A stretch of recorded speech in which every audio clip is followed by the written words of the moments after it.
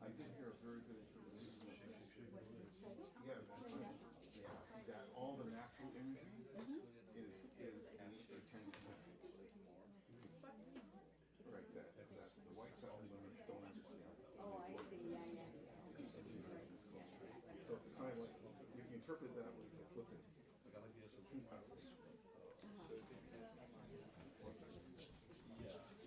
Because that's right next to this. We are almost ready. What am I doing? Just the Lebanese people are like. Oh yeah, well no, they just started the live stream just a moment ago. Oh. So, but you're right, people might have been waiting all this time and wondering, is something happening? What happened in Toronto? Did Trump bomb Toronto finally? Okay, we can get started. How are you? I am Tasmina. Ladies and gentlemen, whoo! Wow, that was so powerful. What a powerful opening. We're just getting started, by the way. I am George Elliott Clark. What a great pleasure it is to welcome you all here for this very special event this evening. Not only is it very special, it is historic. Historic that we have this evening program. I want to send a shout out to everyone who might be watching on the live stream and so on. And I'm very sorry that you can't be here, especially Pallavi Mozumder, who's the composer of 9 of the songs that you'll be hearing for the first time publicly tonight. That makes it historic. Very, very historic indeed. I'm Pallavi. Yeah, that's it. Yeah. Hi. Of course, Pallavi's in Saskatoon, and is really so thrilled about tonight's program.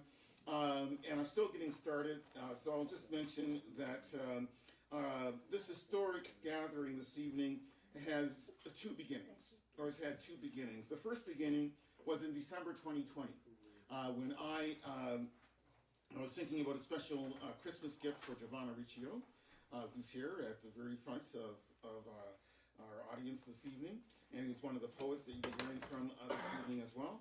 And I wanted to arrange a very special Christmas present for her for December 2020.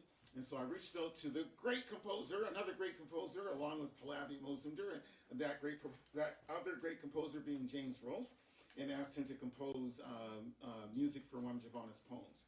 And he chose the poem I wanted him to choose, and we surprised her on Christmas morning, 2020, the year of the pandemic, lest we forget, with this song made from her poem Namesake that was sung to her over Zoom.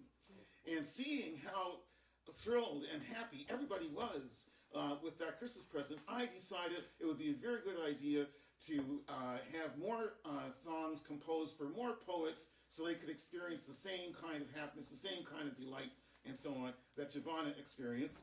And James was very, very happy to continue as well.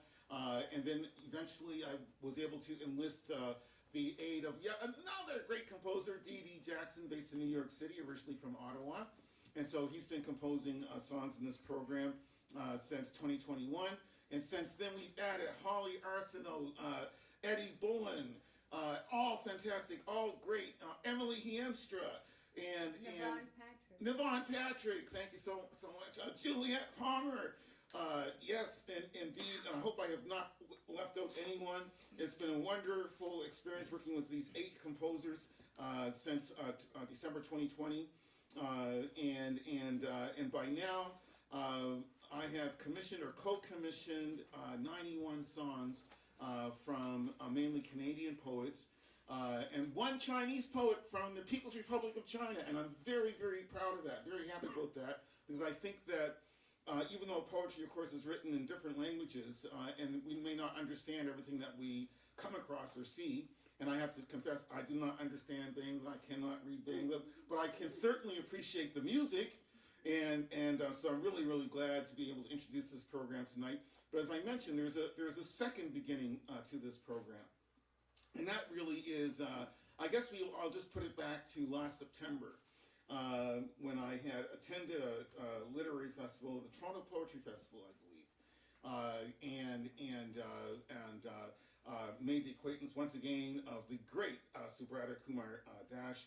And I knew he was interested in this program, and he attended number 18, which took place here at the Canadian Music Centre, the wonderful Canadian Music Centre, Halloween. And we had a great audience then, just as we have tonight. We had a great audience on Halloween night, and I was really thrilled that we had that audience because of the fact it was Game 6 of the World Series, and we had a lot of competition. But everybody who stayed home or went to the ballpark to watch the Jays was very disappointed. Everybody who came here left happy as all get out. Right? So yes, let's say hurrah for the arts and for music and for poetry. But anyway, that discussion that Subrata and I had led to me asking him to suggest a composer that I might be able to work with to write music for English poems and then for the poems that are translated into Bangla. And he suggested Pallavi Mozumder immediately. And I reached out to her. I looked her up online on her website and so on. I was very impressed by the music that I heard.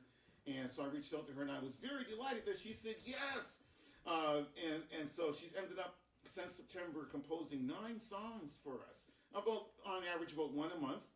And so one song each poet has 2 songs or 2 poems that have been turned into songs. And so one poem is in English, and the other poem is in Bangla. And so also Subrata suggested, when I was trying to find singers, he did not hesitate to also name Shamit Barwa and Shamit's daughter, Ashreya Barwa, as our singers. And I'm so thrilled to have you here. And I looked at your bios. I'll be sharing your bios later. But they're just fantastic. They're just absolutely fantastic. World class right here in the Canadian Music Centre, which only offers world class compositions all the time. All the time, 24/7, practically, at least when they're open. I also want to mention Thompson Hun, who's also suggested to be our pianist, musician of this evening. So I welcome you all, the 3 of you and your entire family, to be here tonight and for this great engagement. And I know I shouldn't keep talking. We've got to get on. We've got to hear the songs and so on. But there probably is more for me to say. But I'm going to ask Subrata to come up and say a few words of welcome. And I also want to underline just how important you have been in helping me organize, helping us organize this evening. So don't be shy. You're not shy anyway. Come on up. Say a few words.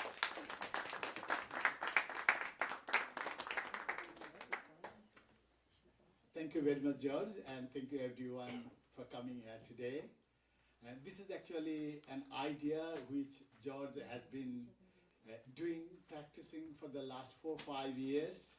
And we are happy that we, the Bengali people, are happy that for the first time, Bengali has been included as a language in this project. So we are very grateful to every one of you. Oh, wow, thank you. That was very short. Okay, I'll be talking later on. Yeah, you will be. All right, yeah, we're going to be sharing duties this evening. Okay. One other quick thing before we get started. There's going to be photography tonight. There is a live stream going on, so your images and your voices may be caught forever. And so long as you're aware of it. So anybody who's unhappy about that, I'm very sorry, but you're about to enter into posterity. The other thing I should mention very quickly is this is the 22nd. Tonight is the 22nd 5 poets breaking into song.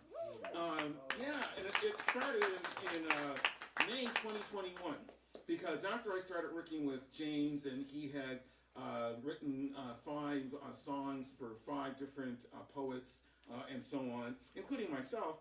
I thought, well, and it was still COVID. It was 2021, so we were still going through lockdown after lockdown and so on.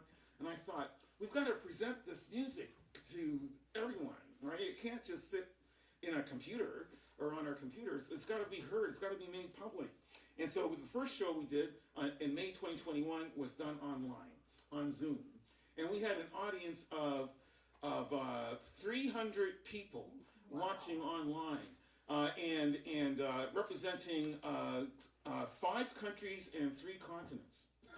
Amazing, right? And everybody and the chat was just so glowing. Everyone was so happy with this project, with this program.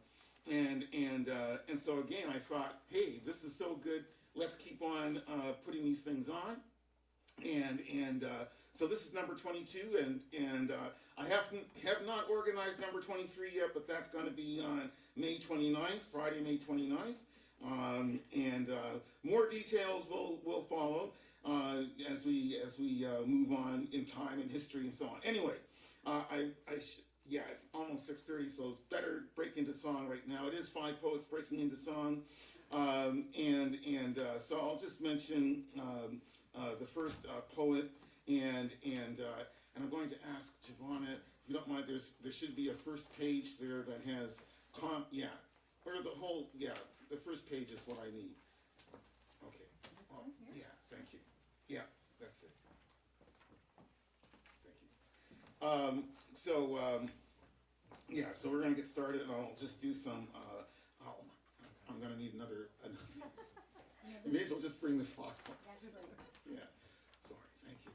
All right, because the programs have very short bios, but I also have long bios, and I think it is important to share those longer bios with you as we get started, because I won't be giving the long bios later in the evening. So the most important bio to present at this moment are the composers and the singers and also our pianist. So first, the composer. Pallavi Mozumder is an accomplished composer, lyricist, and singer whose work animates contemporary music styles via Indian classical ornamentation. Her songs Magic of Colors and Paint a Dream captured critics' ears, so she secured 3rd and 8th place in the songwriting contest organized by International Watercolor Society Toronto in 2020. She also holds an International Award for Outstanding Contribution to Songwriting and Composition 2020. Thus far in her career, Pallavi has written and composed more than 200 songs. Her 2 signal music albums are, I'm not going to be able to pronounce the Bangla, so I'll give you the English titles, are Birds of Green Feather and Songs of Rain. Both were released by prestigious Laser Vision Bangladesh Limited. In 2021, she co-wrote and composed the song Shonar Bangladesh to celebrate Bangladesh's 50th Victory Day. From Saskatoon, she directed the choral team. The song was released from Laser Vision Bangladesh Limited and launched by the Bangladesh High Commission in Canada on December 16, 2021, in celebration of the Golden Jubilee of Bangladesh Victory Day.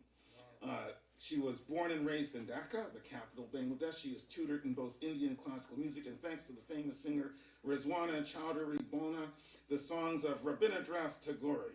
She holds bachelor and master degrees in English language and literature. Her father, Dr. Sushil Kumar Dash, was the dean of the faculty at the University of Dhaka. He was her greatest influence. Studies completed, she taught for 4 years at a renowned English medium school, Sunnydale in Dhaka. Currently, she's an instructor with the Saskatoon Board of Education, helping to bring enlightenment to all of Saskatchewan in that position. And she also heads her own academy offering courses in Indian classical music. A round of applause, please, for Pallavi. Yes, Mozumder. I also want to mention our pianist. I'm going to ask him to stand up and take a bow as well, because I know we're going to want to applaud him later in the evening too. But Thompson Hun studied music performance and music education at Wilfrid Laurier University. Thompson has been for over 15 years the go-to pedagogue in serious music. Oh yeah, that's right. And from conducting music summer camps at Simon Fraser University in Greater Vancouver, British Columbia, to performing with student orchestras in Vienna. I love this. This man goes from Vancouver to Vienna, back to Vancouver, then to Vienna, and it's just Valentine's all the way, just to keep going with the alliteration. Plus, he leads music workshops and master classes in Asia. Thompson's music education devotion spans the entire globe. Thank you so much, Thompson, for being with us this evening. And of course, I almost forgot to mention, you run a music academy in Woodbridge, bringing to music and performance a unique blend of classical fundamentals refreshed by modernist accents. Yes. And now, a word for our singers. Shamit Barua is a highly versatile professional vocalist whose repertoire is a masterful blend of heritage and modernism, spanning the soulful depth of Bengali classics and the intricate poetic world of ghazals, to the vibrant energy of Indian music and the intimate grace of Western soft melodies. Schooled in a storied family tradition of television and radio legends, Shamit's foundation was laid by profound classical musicians. Having traveled the globe, he mastered performances in multiple languages. And his daughter, Shreya Barwa, is a vocal prodigy whose training spans the globe, from the prestigious Shankar Mahadevan Academy to Ontario's own Arcadia Academy of Music in Woodbridge. Her rare versatility allows her to master everything from the intricate ragas of Hindustani and Bengali classical to the modern nuances of Western contemporary. Her latest accolade was winning the top spot in contemporary vocal category at the 2025 Arcadia Music Fest. Congratulations! Yes, this is tremendous, terrific. And I have just one more bio to share at this moment. And that is, of course, for the wonderful Subrata Kumar Dash. And I know that he has a really lengthy biography, but he has given us a relatively short one to work with this evening. So before I invite him up to recite his poetry, I want to tell you a little bit about him. He's a writer and curator based in Toronto, Canada. He's the author of 31 books. 31! Wow! And he's born in Bangladesh in 1964 and immigrated to Canada in 2013. His Bengali books on Canadian literature have been hailed by the Bengalis living in Dhaka, Kolkata, and Canada.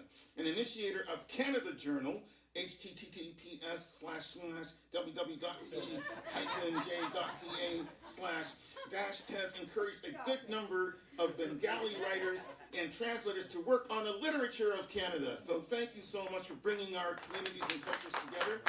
He's also the first initiator of the first website of Bengali literature, https://en.bdnovels.org/ in 2003. And so without any further ado, let's ask Subrata to get us started with his first poem, Meeting with a God, which is in English. And just a word on how we're working tonight. As the program will indicate, the first poem is whatever the poet chooses to read in English. And the next poem that the poet will read is the poem that is now that's now been scored, set to music. And then after we hear that first song, the poet returns to the podium to recite the poem in English that is now has also been translated into Bangla, and then we'll hear that song. But first, we'll also have the translation read by the wonderful Tasmina Khan. Yes. All right. Thank you.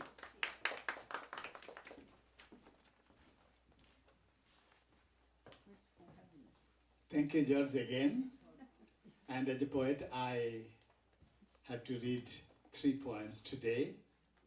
2 poems will be turned into song, music, and 1 extra poem for each poet. And the first will be that one which is not included in the music things.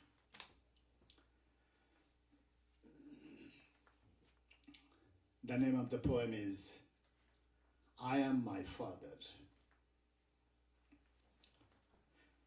About 10 years ago, when I was foreseeing 60, one day I suddenly saw in the mirror that I had become my father. The same long face as his, the same proud nose, the fold beneath the brow, all bearing his clear shadow. A tumble of unruly hair clung to my head, just as he did. The image of my father that is imprinted in my memory is of his 50s. That picture abruptly stood before me in the mirror, and I could not at all understand how that man could be my father. He looks my age. But a long brood confirmed me.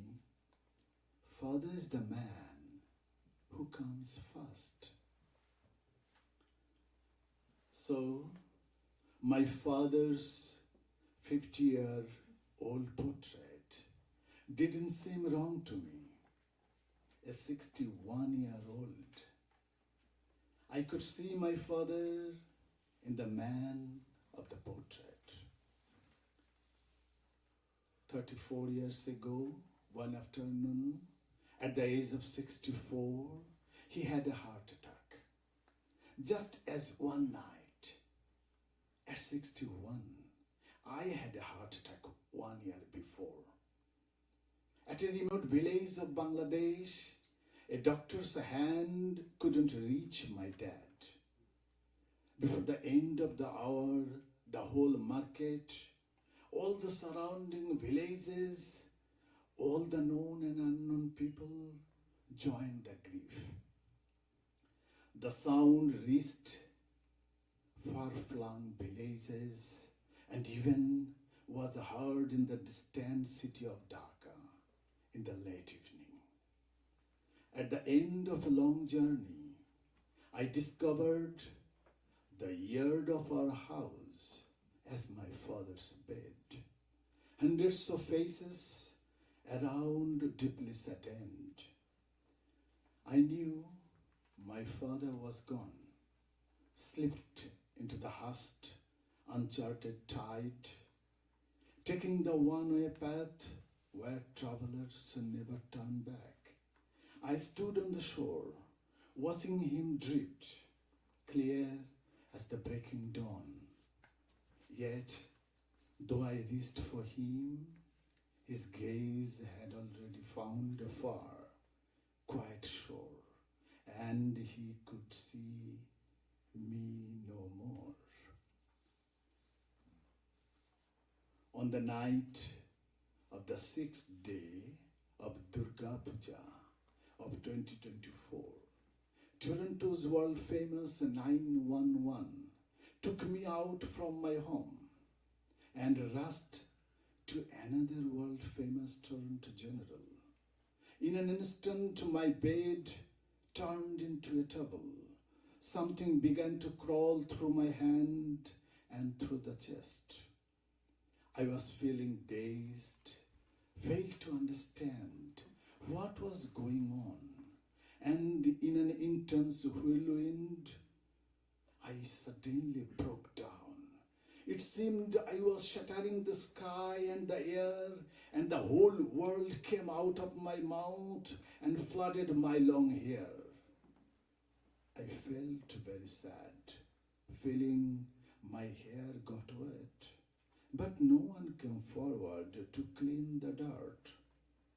I don't remember for how long I had gone through the debris, but when my eyes could see, I saw a small girl's face. I saw in front of my father, my daughter was standing. Thank you very much. Thank you. The next poem will will be sung by Shreya. Yes, Shreya, come on here. And before her, I'll read out the poem, and later on she will be singing. The name of the poem is Meeting with God. During my adolescence, I first encountered God. I longed for God above all else, or in some unknown chamber of my heart, and in every fiber of my being, I felt the presence of a God. In this mature age, when I see you, I can find my God. In every line of your face, in your eyes, lips, nose, and nostrils, in the arch of your brows, I see the shadow of a God's light. Your eyes, the brilliance of your gaze, your lips, the fullness of your smile, your chin, the tapering of your jaw, your teeth, and the hidden glimmer of your smile seem to awaken a call in that chamber of my heart, as if sitar plays throughout every fiber of my body. God blesses my mind and body, and I become immersed in His grace, as if the boy I was 4 decades ago calls out to me, carrying a statue of the Hindu god Mahadeva on my head. I dance and continue walking down the village path. Now, Shreya Borua.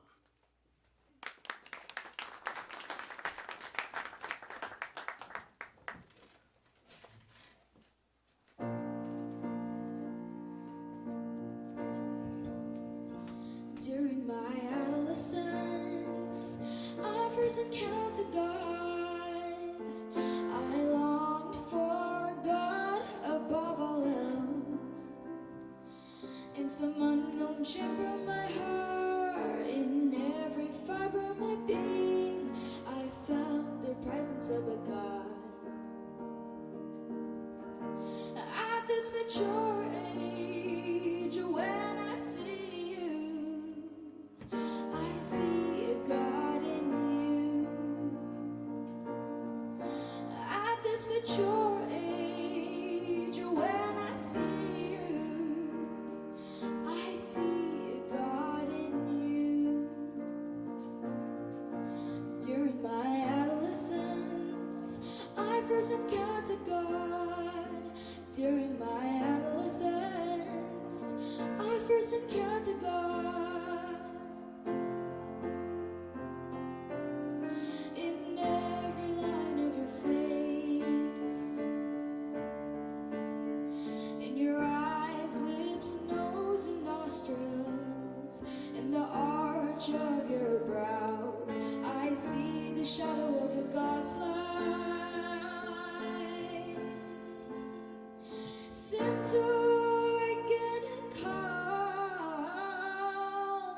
in the chamber of my heart, as if the sitar plays throughout every fiber of my body, every fiber of my body, every fiber of my body. Your eyes, the brilliance of your gaze, your lips, the fullness of your smile, your chin, the tapering of your jaw, your teeth, the hidden glimmer of your smile, seem to awaken a call in that chamber of my heart, as if the sitar plays throughout every fiber of my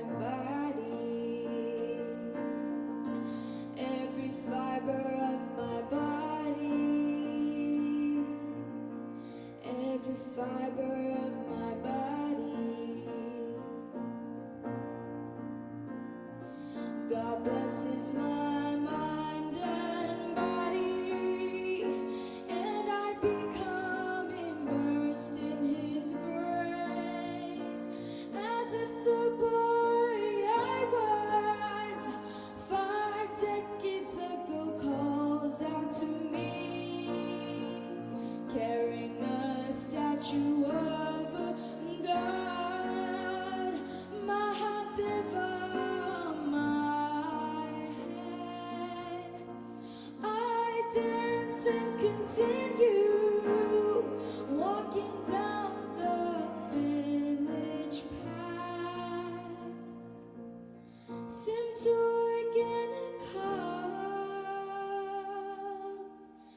in that chamber of my heart, as if the sitar plays throughout every fiber of my body, every fiber of my body, every fiber of my body. Yeah.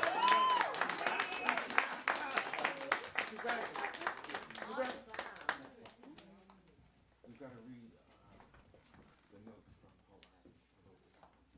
And also, for the next one, read that one, too, okay? And also need you, hold on. Sit back. I still need you, come back. Yeah, all right, because you will also read the bio for Tasmina. Here we go. Yeah, okay. You can handle it. Thank you very much, Shreya. Yeah. I think that she has done quite well. I never thought that my poem can be turned into a song, but it has been. Regarding this poem, our composer Pallavi Mozumder, he has commented, meeting with God, little complex composition. First verse is the lead verse, which repeats once at the end. Second and third verses are of same tune. The fourth stanza is completely different as it brings out more attention. The line at the mature age, when I see you, I see a God in you, unquote. This line repeats several times at the end. This is her comment. Okay, dear audience, my next poem is, I have never learned to write poetry. Actually, I wrote this poem in 2014. This was the first poem of my life. Yes, I had never been a poet. I don't know if I am yet. And at that time, I was 50 actually. I have never learned to write poetry. I know there are many references, etc., from the Bengali poetry, culture, heritage. But even then, I believe that you will be able to understand. I have never learned to write poetry, even though I have written heaps of prose. Poetry remains far away. In reading poetry, the diverse feel of rhythm has enchanted me. I have wandered through the alleys, searching for the beauty of poetry, just as the lover searches from morning to evening or past night until day. But I have never learned to write poetry. When Sunil teaches me to seek the fragrance in the bosom of Varuna, when I see my own reflection of love in Abul Hassan's, when I find myself raising a voice of protest while reading Ram Bosu, when Subhash Mukhopadhyay turns February 21 into the key of freedom, I deeply desire to write poetry. I wish to experience the thirst of the purest poet, to cross the Atlantic with my head held high like Rabindranath, or to make Ravana a hero in an unimaginable splendor. I have been unable to do anything.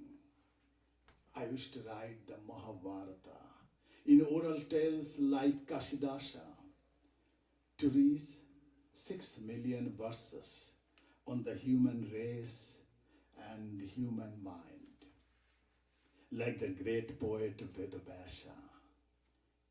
So, today, I have sat down to write poetry, sitting at the feet of the oldest poet, Valmiki, at the age of 50.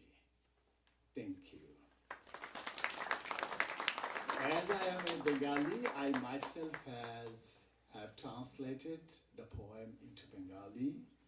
And now I want to invite Tasmina Khan to read this Bengali translation for you. Tasmina is a registered behavior analyst and author of 5 books. Yes, wow. Her work is recognized academically with a chapter taught in master's programs across North America. She writes poetry and short fiction on mental health and behavioral themes, and enjoying reading, translating, and critically engaging with popular North American writers' works. Tasmina Khan. Yes.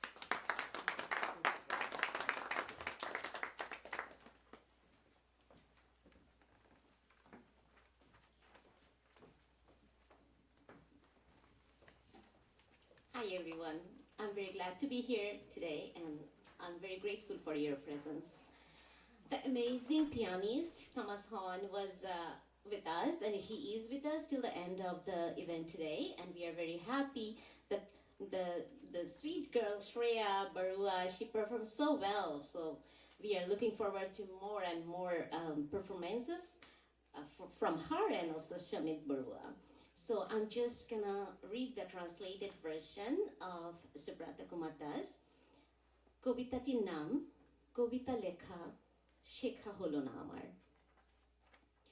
কবিতা লেখা শেখা হলো না আমার, গাদা গাদা গদ্য লেখা হলেও কবিতা রয়ে গেল দূর পরপাশে, যদিও প্রাণের টান কমেনি সামান্যটুকুও। কবিতা পড়তে গিয়ে ছন্দের বিচিত্র অনুভূতি মোহিত করেছে আমাকে। অলিগুলি খুঁজে বেরিয়েছি কবিতার সৌন্দর্য, যেমন প্রেমজন খোঁজে সকাল থেকে সন্ধ্যা অথবা রাত পেরিয়ে দিন পর্যন্ত, কিন্তু কবিতা লেখা শেখা হলো না আমার। সুনীল যখন শেখায় বরুণার বুকে সুগন্ধি খুঁজতে, আবুল হাসানে যখন নিজের ভালোবাসার প্রতিচ্ছবি দেখি, রাম বসু পড়তে গিয়ে যখন নিজেই প্রতিবাদের হাঁক দিয়ে উঠি, সুভাষ মুখো যখন 21শে ফেব্রুয়ারিকে স্বাধীনতার চাবিকাঠি বানায়, আমার বড় ইচ্ছে হয় কবিতা লিখতে।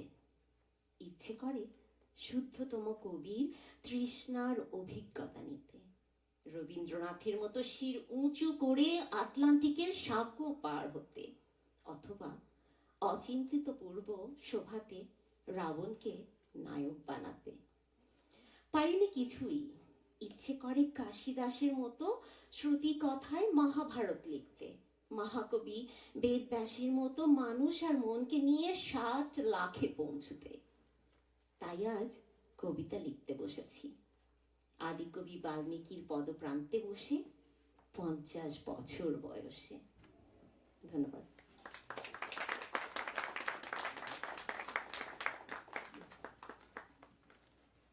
Dhanyavad Tasmina. Thank you, Tasmina. And our composer, Pallavi, she has commented on this poem. I never learned to write poetry. is another complex composition. I divided the song into 3 stanzas. First stanza is a lead stanza. Second and third stanzas are almost same in tune. Last 4 lines follows the tune of last 2 lines of first stanza, and that is the speciality of the song. Thank you, Pallavi. Ladies and gentlemen, now I like to invite Shamit Barua, the great singer, to perform the Bengali edition of the song. Yes.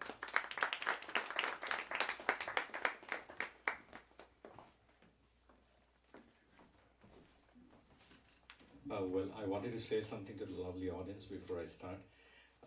Thank you for all the creators, and honestly, the last 4 weeks has been quite intense in terms of me and Shreya and our pianist Thompson. We really worked hard, and then I hope you are liking the way you see the output, the final output this evening, and we'll keep trying. And what I should say that all the energy that we have lost the past 4 weeks today, George, hearing your energy, the energy is all back in us, right? So there's nothing stopping us. So whatever we're doing, like you actually have a lot to do with it, right? Okay. All right, so I'll go. I hope you enjoy the rest of the evening. Thank you.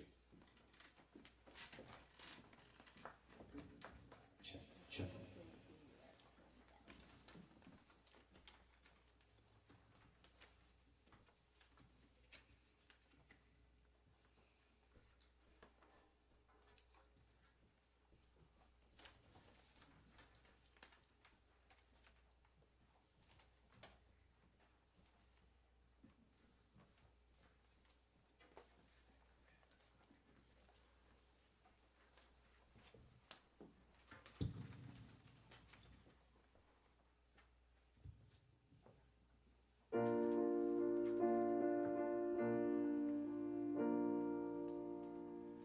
কবিতা লেখা শেখা হলো না আমার কবিতা লেখা কবিতা লেখা শেখা হলো না আমার কবিতা লেখা গাদা গাদা গদ্য লেখা হলেও কবিতা রয়ে গেল দূর পরবাসে যদিও প্রাণের টান কমেনি সামান্য টুকু কবিতা লেখা শেখা হলো না আমার কবিতা লেখা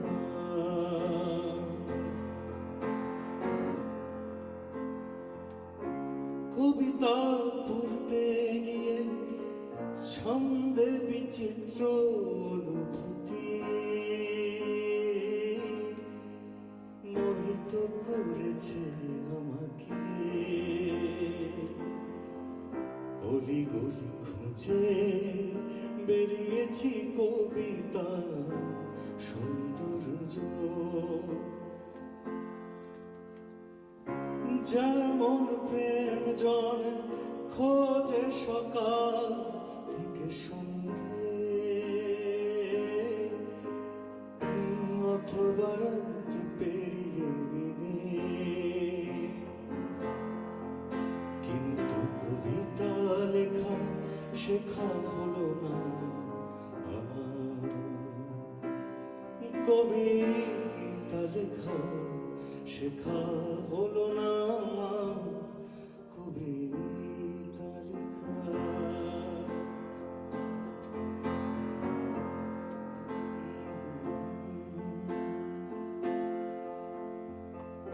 সুনীল যখন শেখায় বরুণা বুকে সুগন্ধি খুঁজতে আবুল হাসানে যখন নিজে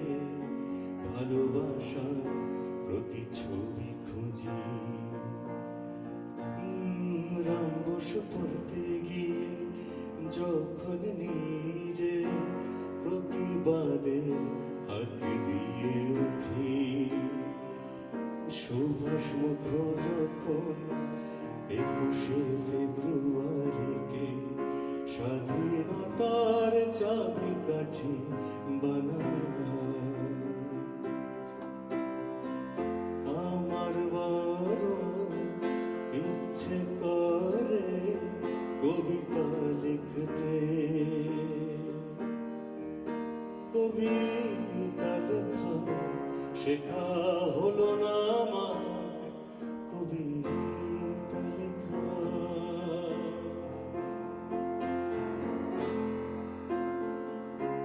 ইচ্ছে করে সমুদ্র কবির তৃষ্ণার অভিজ্ঞতা নিতে, রবীন্দ্রনাথের মতো শিরুচু করে আটলান্টিকের শাক পার হতে, অথবা চিন্তিত পূর্ব শোভাতে রাবণকে নায়ক বানাতে,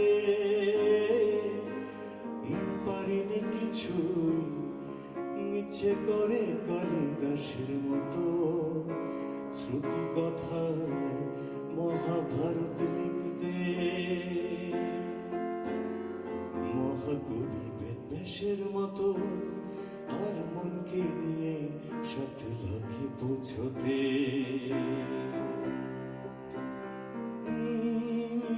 তাই আজ কবিতা লিখতে বসেছি বাল্মীকি পদপ্রান্তে বসে, তাই আজ কবিতা লিখতে বসেছি 50 বছর বয়সে। Thank you so much. Wow! Yes!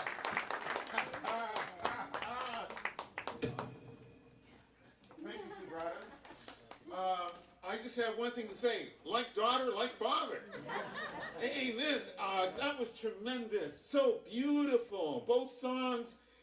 We are off to a great start this evening. Wow. We now have to... I now have to read the bio for our second poet of the evening, who is Louise Bernice Half, otherwise known as Sky Dancer. And she was raised on the, I hope she's watching this evening, she's also in Saskatoon. She was raised on the Saddle Lake Reserve and attended Blue Quills Residential School. She is married, has 2 adult children and 3 grandsons.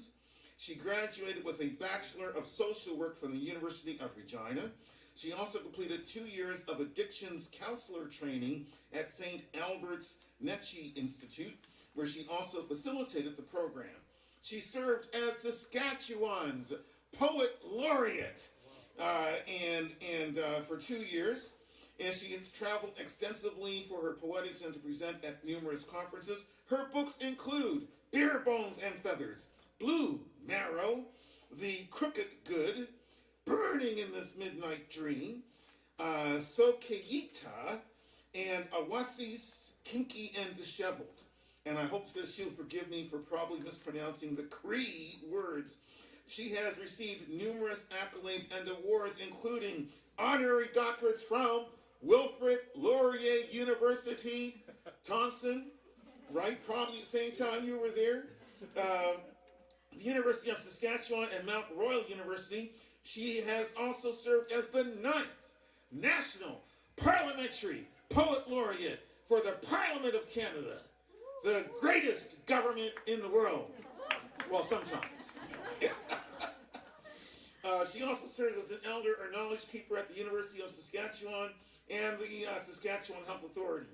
She actively participates in cultural and ceremonial activities relevant to her Plains Cree culture. And she lives in Saskatoon, which is, of course, in Saskatchewan. Now I'm going to ask the ever ingenious and charitable and intellectual and always forgiving, generally, usually, most of the time, Giovanna, to please pass me the book in the box. Yeah, under my man bag. Yeah, it's under. Yeah, there it is. Okay. Is it this one? Yeah, that's the one. Okay. Sorry. Thank you so very, very much. It's like the Price is Right for crying out loud. Sorry. All right. Vanna White. I think her name was Giovanna. Yeah. Oh, No, yeah. no, Yeah. her Okay. daughter. All right, sorry. Anyway, okay, so I want to, actually, I should not allow you to sit down, Giovanna, because someone has to read a poem on behalf of Louise, since she's not able to be with us. I hadn't really selected one, but I'm not going to ask you to read Der Poop, even though it's a great, funny poem about the Pope, and so on, and it's a great poem. So I think I'll ask you to read Crying for Voice by Sky Dancer, and that is her Cree name, Sky Dancer. So if you don't mind. Well, okay, I haven't read the poem before, so. That's I true. would like, you know. But I know, you can handle it. Is it this one? It's over here. It starts here and it goes on the next Okay. page. Crying for voice? Yeah. All right, well, here's an impromptu reading. Good evening, everyone. Lovely to see you all here. Thank you for coming. Crying for voice. I must pull frog, pry its webbed feet from snails in my throat. Kneel, fold my hands, invite weasel to untangle my braids. Boil duck, rabbit, fish, scoop out brain, eyes, and tongue, roll them inside my gut. Pull out tapeworm, chop onions, grind peppercorns, fill the intestine with fresh blood. Boil Bible and tripe, clean off grass, boil and boil pebbles, bubbling soup. Suck marrow from tiny bones, fill the place where frog left slime and salted snails fell. I'm fluttering wind, tobacco floating against my face, mosquitoes up my nostrils, swatting memories inside marrow. All right.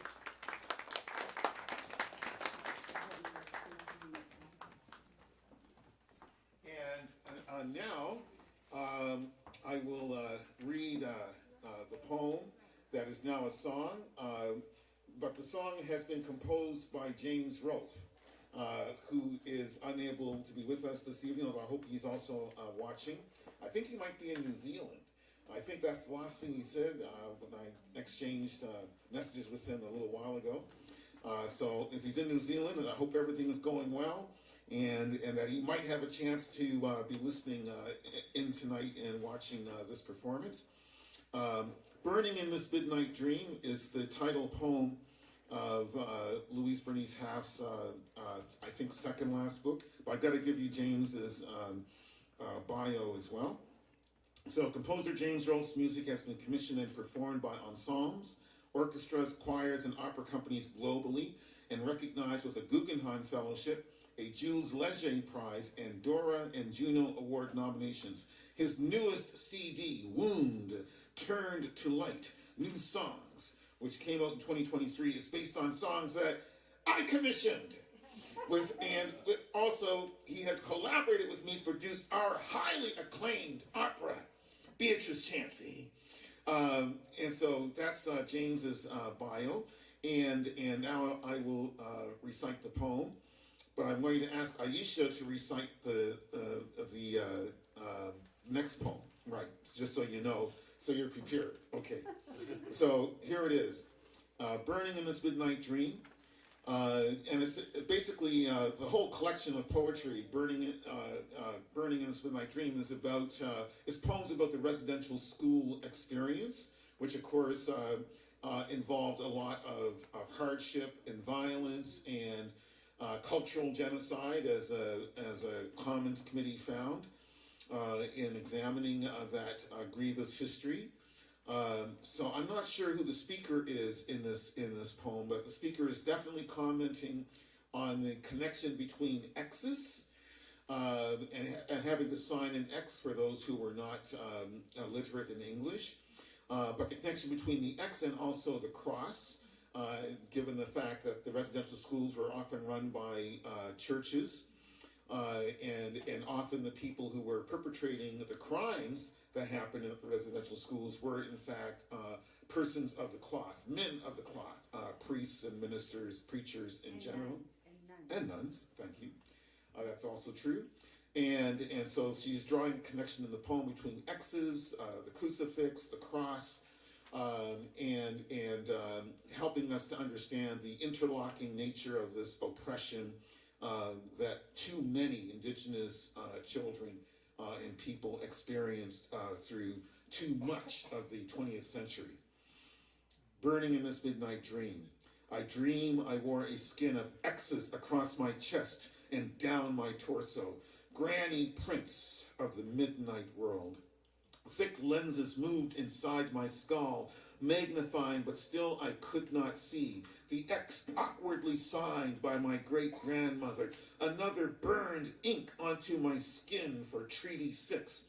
X for the $5 a year allotment. X stitched for medicine, eyeglasses, teeth, and for school. X for every sin. X for moments of grace. The X's of a long paper chain wrapped this body. The tattoos beckoned me not to surrender, to wear a grisly cape, to dance until the sun's flames and moonbeams created passion inside my womb. I was earth, burning in this midnight dream. And now we shall...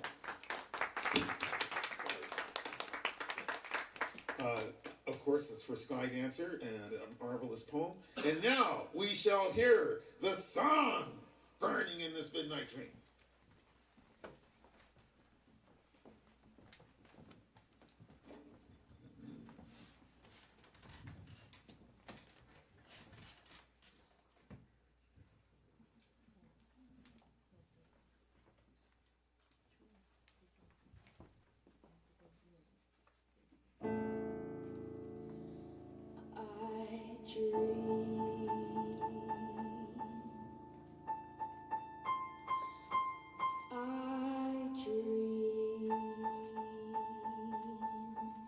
I dream I wore a skin of X's across my chest and down my torso.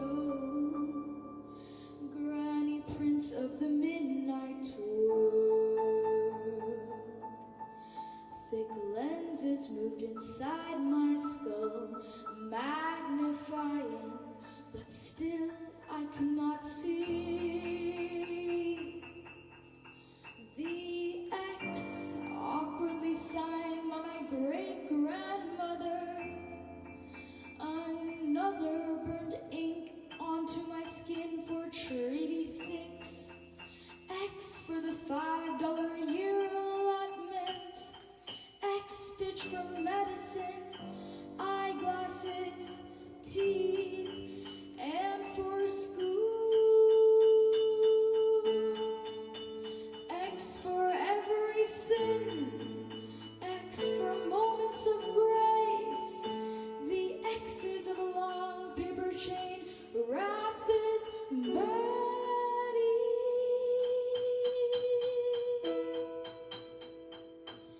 The tattoos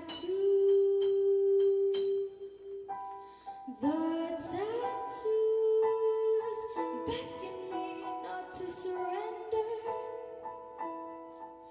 to wear a grisly cape, to dance until the sun's flames and moonbeams created passion inside my womb.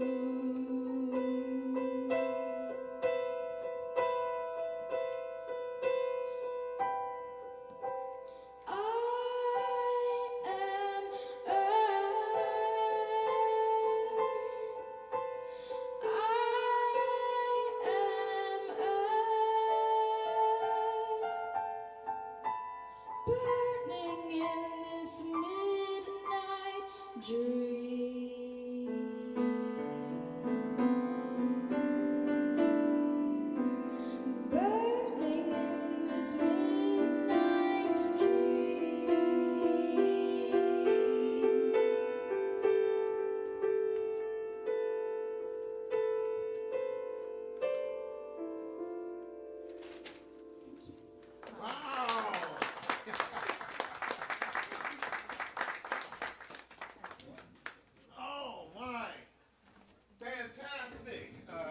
can really hear the rage, the sorrow, the recollection, but also the strength and the resilience of the earth itself that is being claimed in the poem, being claimed in the song.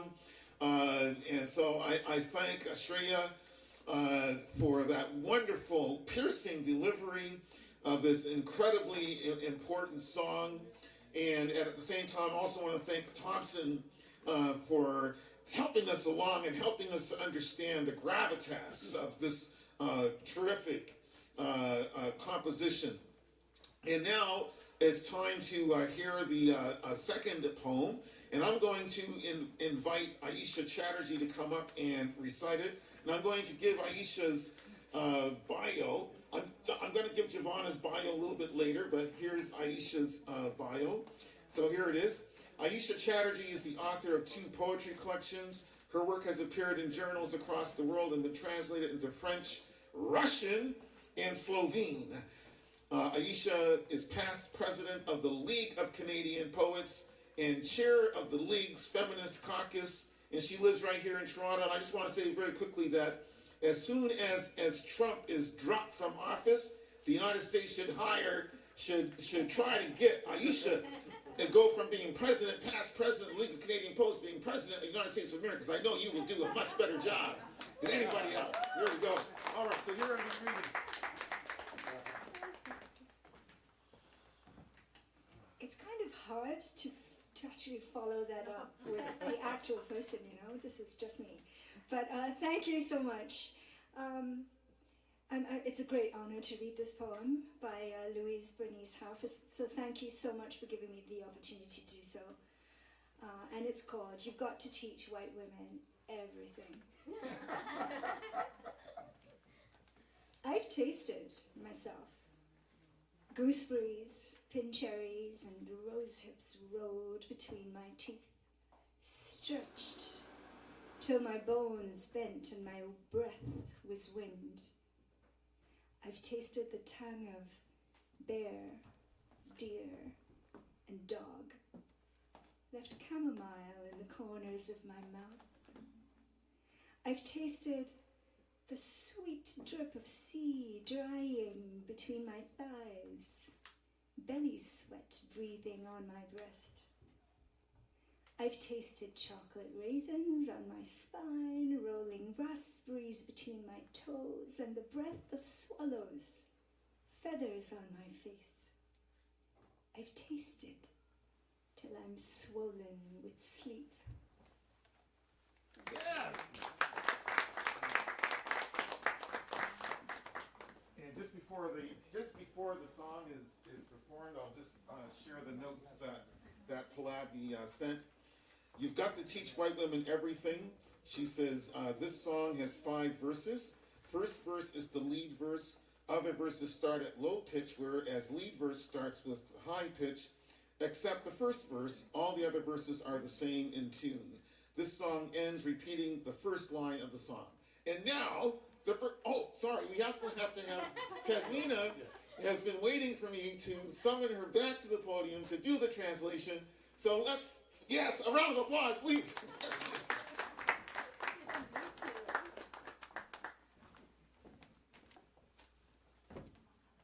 Thank you for the opportunity. So the poem that I'm gonna read now, সাদা নারীদের তোমার সবকিছুই শেখাতে হবে। কবিতাটি লিখেছেন Luis Burnes half আর অনুবাদ করেছে তাসমিনা খান, which is me. ওকে, আমি নিজেই সেই সব স্বাদ আস্বাদন করেছি, গুজবেরি, ফিনচেরি আর রোজ হিপেরা যেথায় মেশে দাঁতের মধ্যিখানে গড়িয়ে তাদের টানতে থাকি, যতক্ষণ না আমার হাড়গুলো যায় নুয়ে নুয়ে, যেন নিঃশ্বাস আমার যায় বয়ে বাতাসেরই দেশে। আমি স্বাদ আস্বাদন করেছি নিজে, ভালুক, হরিণ আর কুকুরের জিভের, ক্যামোমাইলের মিষ্টি এক টুকরো বিষাদ এখনো তবু লেগে রয়েছে ঠোঁটের কোণে।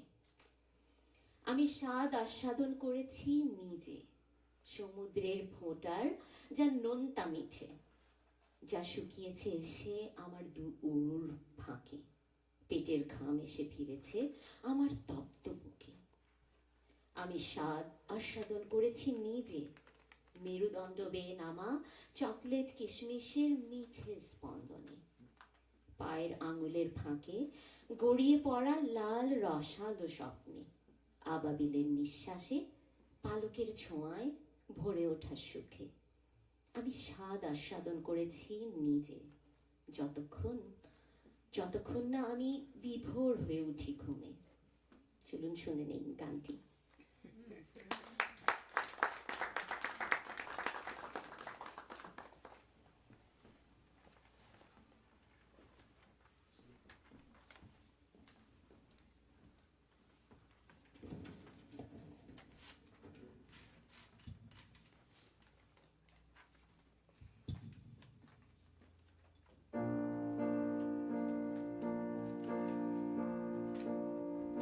আমি নিজে সেই সব স্বাদ আস্বাদন করেছি, আমি নিজে সেই সব স্বাদ আস্বাদন করেছি। গুজবেরি পিন চেরি আর রোজি পেরা যেথায় মেশে দাঁতের মধ্যে খানে গড়িয়ে তাদের টানতে থাকি, যতক্ষণ না আমার হাড়গুলো যায় নুয়ে নুয়ে, যেন নিঃশ্বাস আমার বয়ে যায় বাতাসে বেশি।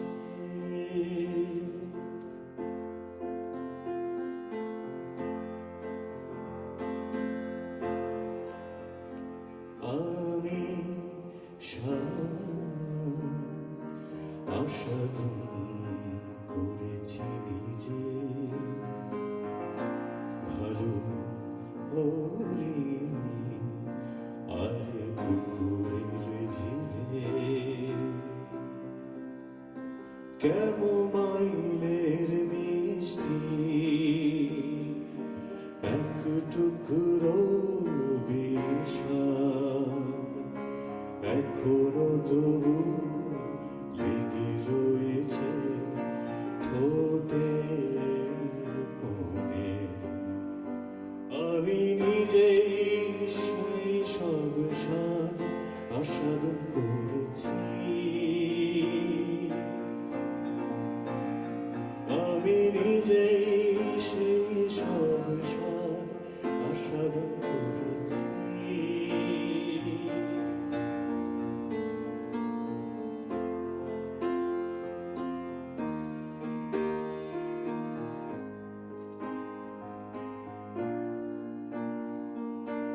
আমি স্বাদ আস্বাদন করেছি নিজে, সমুদ্রের ফোঁটা নোনতা মিঠে যা শুকিয়েছে সে আমার দূর ফাঁকে, পেটের ঘাম এসে ভিড়েছে আমার তপ্ত বুকে।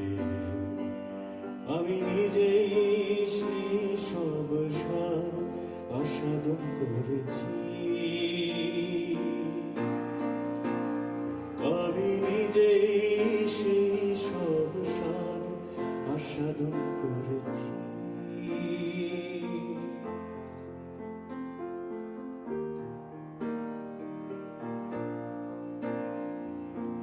আমি স্বাদ আস্বাদন করেছি নিজে, মেরুদণ্ড বেনা চকলেট কিশমিশের মিঠে স্পন্দনে,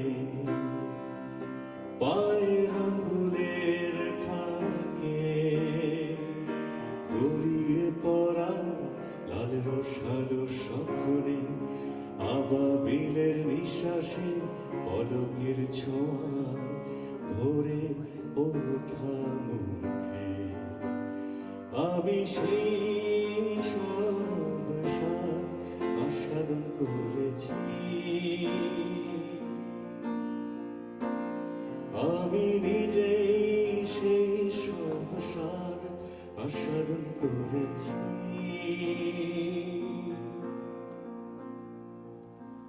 আমি স্বাদ আস্বাদন করেছি নিজে যতক্ষণ আমি বিভোর হয়ে উঠি ঘুমে আমি নিজেই সেই সব স্বাদ আস্বাদন করেছি আমি নিজেই সেই সব স্বাদ আস্বাদন করেছি Thank you.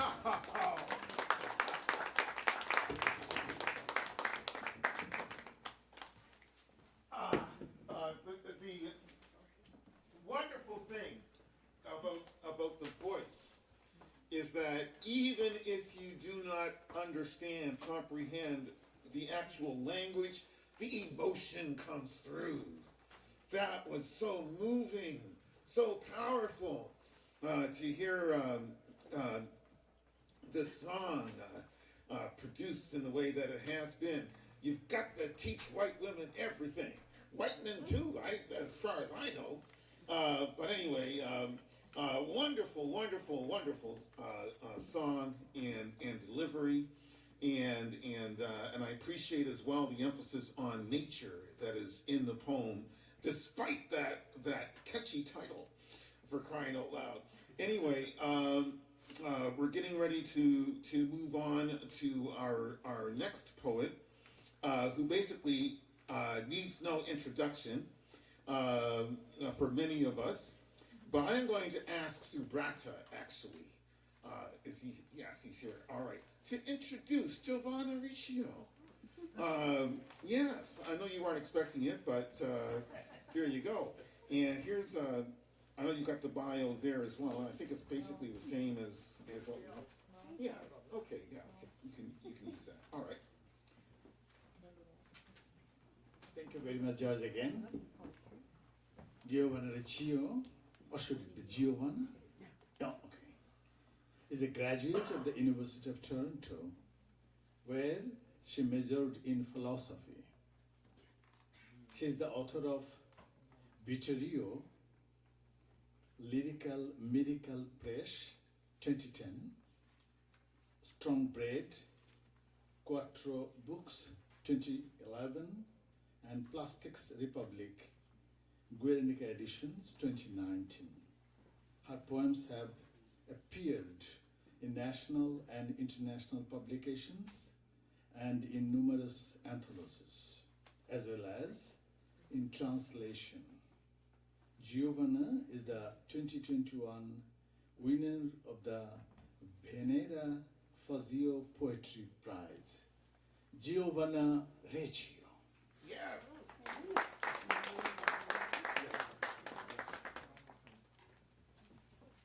Thank you, Subrata. Yes, no Sounds better when you introduce me.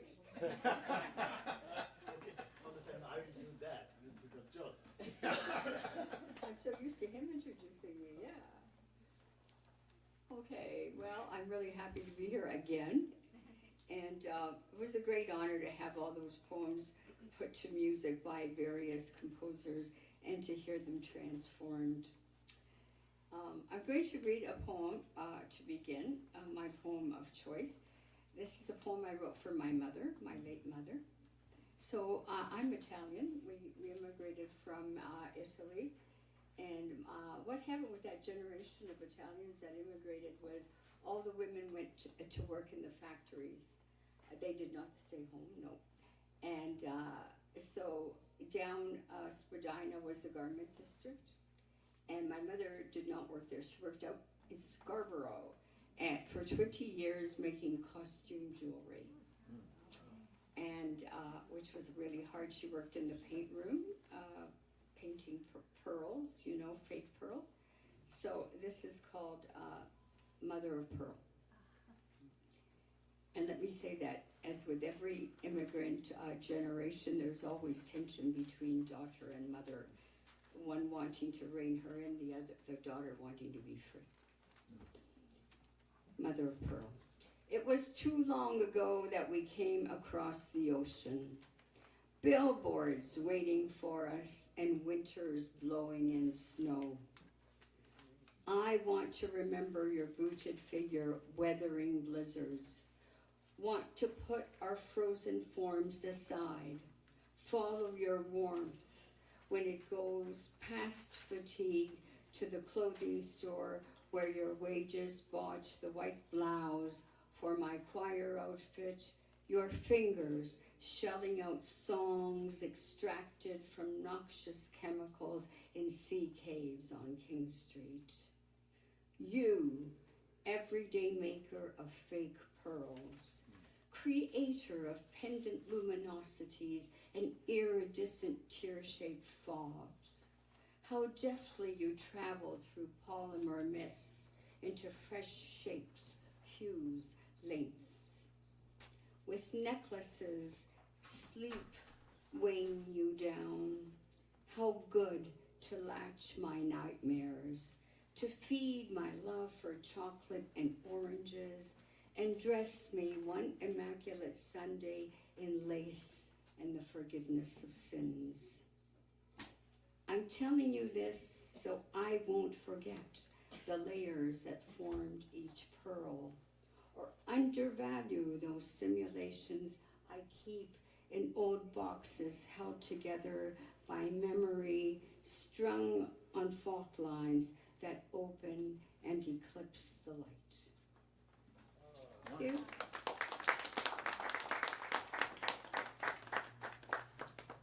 And now I'm going to read the poem that was chosen by Pallavi to be put to music. It's called The Gift. This is for Angelo, my brother. Let me just say that we grew up without toys, and this is sort of in here, right? The Gift. Lines of railroad tracks south of our house.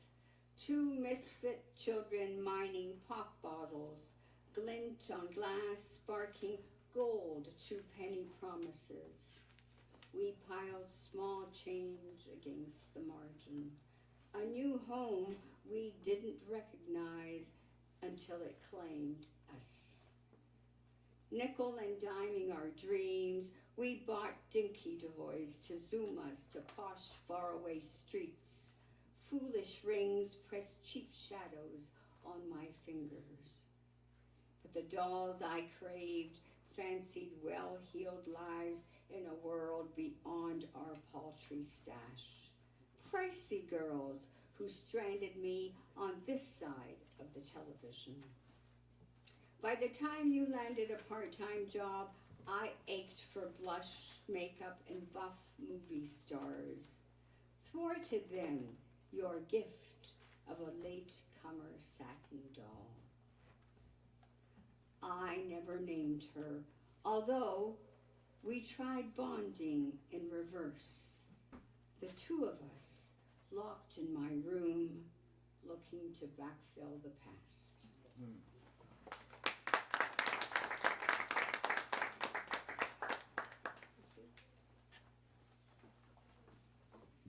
Thank you very much, Giovanna. Now let me invite Shreya Borua to play the music, to do the song.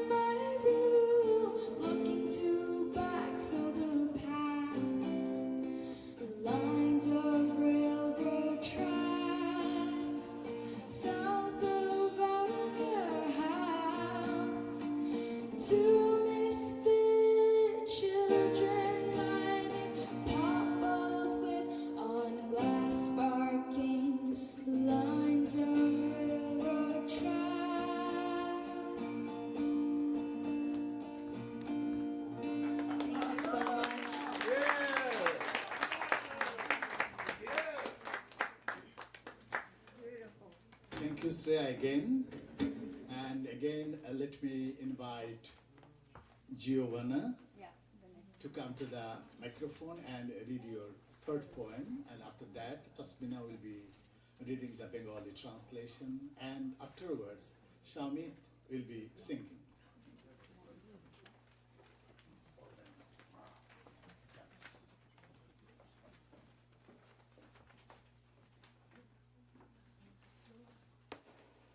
So George wanted me to mention Pallavi's notes on that past song. She wrote, this song has a happy tone.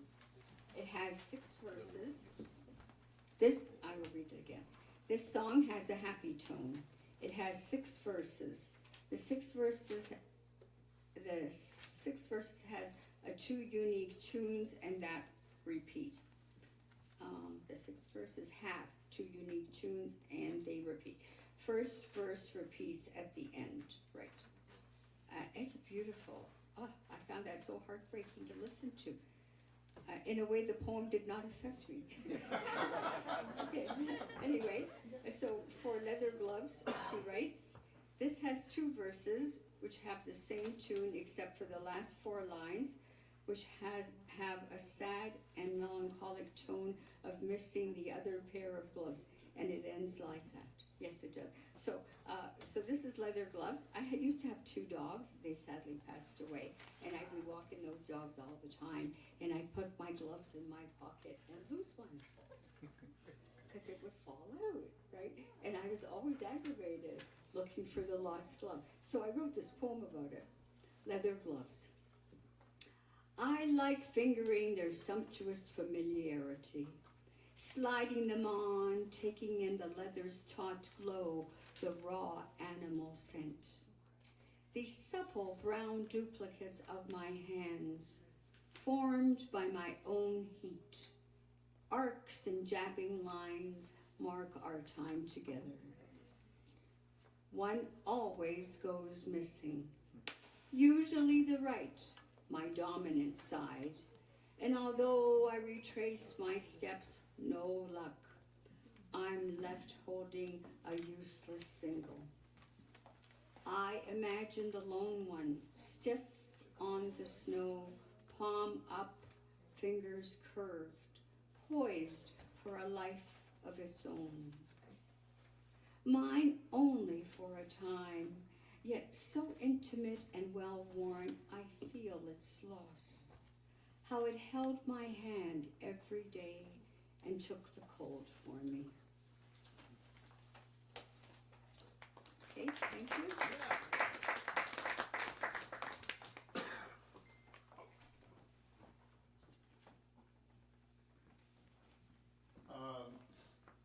It is now time to invite Tasmina to come and do the translation. Read the translation. Thank you.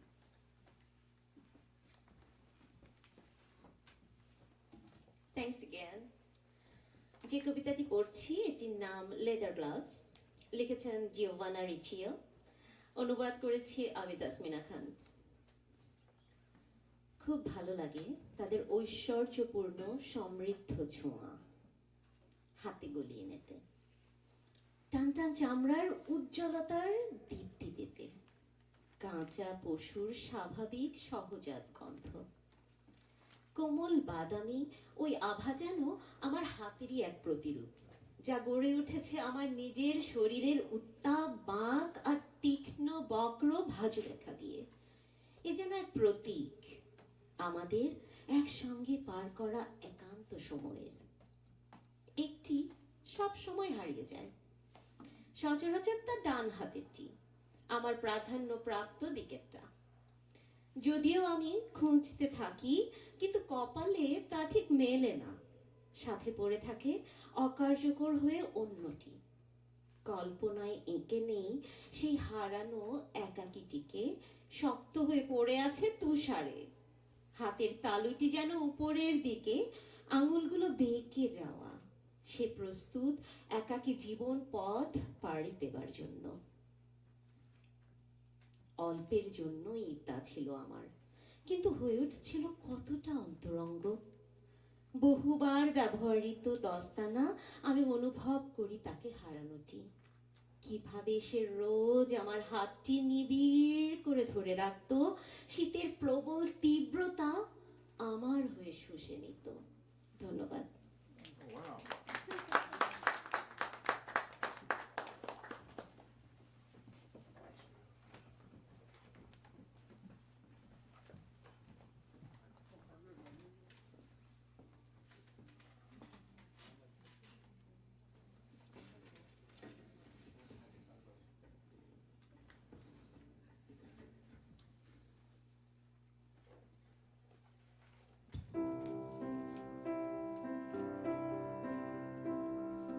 খুব ভালো লাগে তাদের ঐশ্বর্যপূর্ণ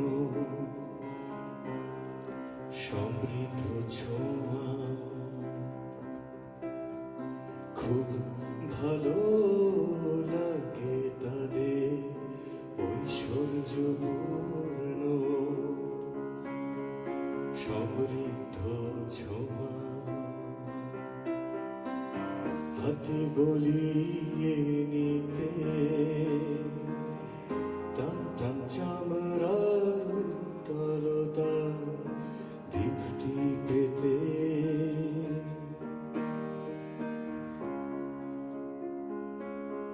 কাঁচা পশুর স্বভাবে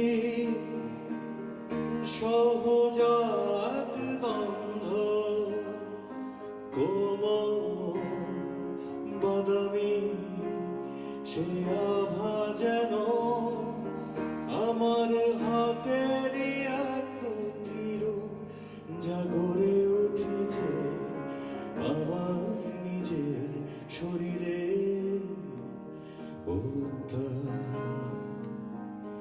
বাঁকার তীক্ষ্ণ বক্র ভাজে রেখা দিয়ে সে যেন এক প্রতি আমাদের একসঙ্গে পার করা একান্ত সময়ে।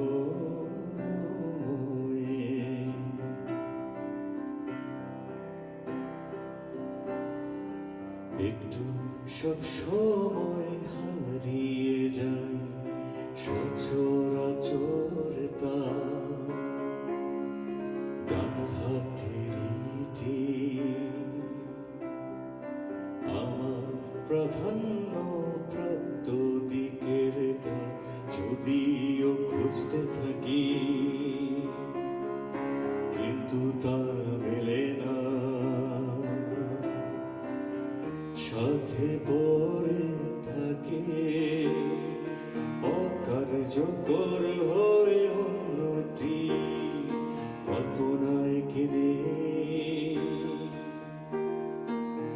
সে হারানো একাকিটিকে শক্ত হয়ে পড়ে আছে তুষারে, হাতে তালুটি যেন উপরের দিকে আঙুলগুলো বেঁকে যাওয়া, সে প্রস্তুত একাকী জীবন।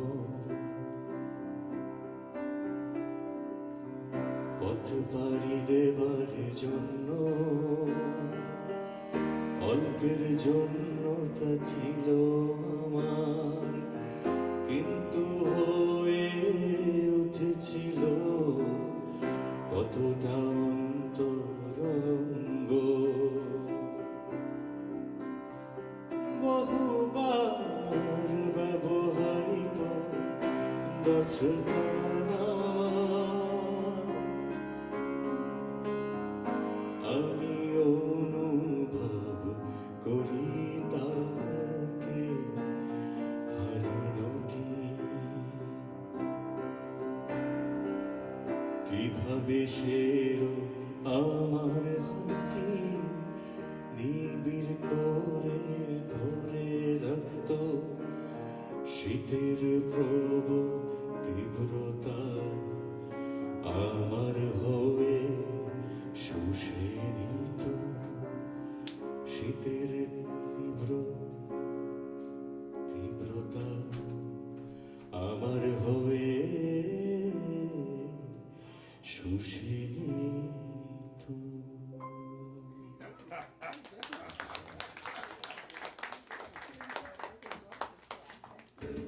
I know, I mean, wow. The poem is a very good poem, Leather Gloves.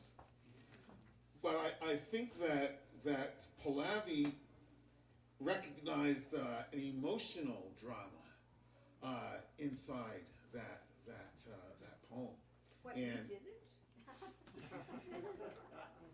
Well, let me say that my own views were confirmed.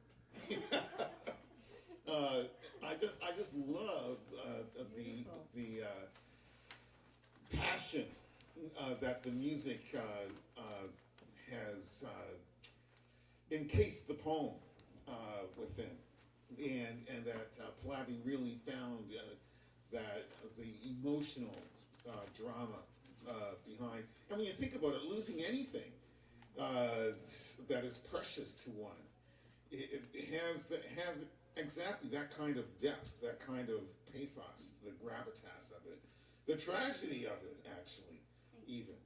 So we can say that. Yeah, just a fantastic performance once again, and I hope that Pallavi is listening. And yeah, it's just fantastic. Wow.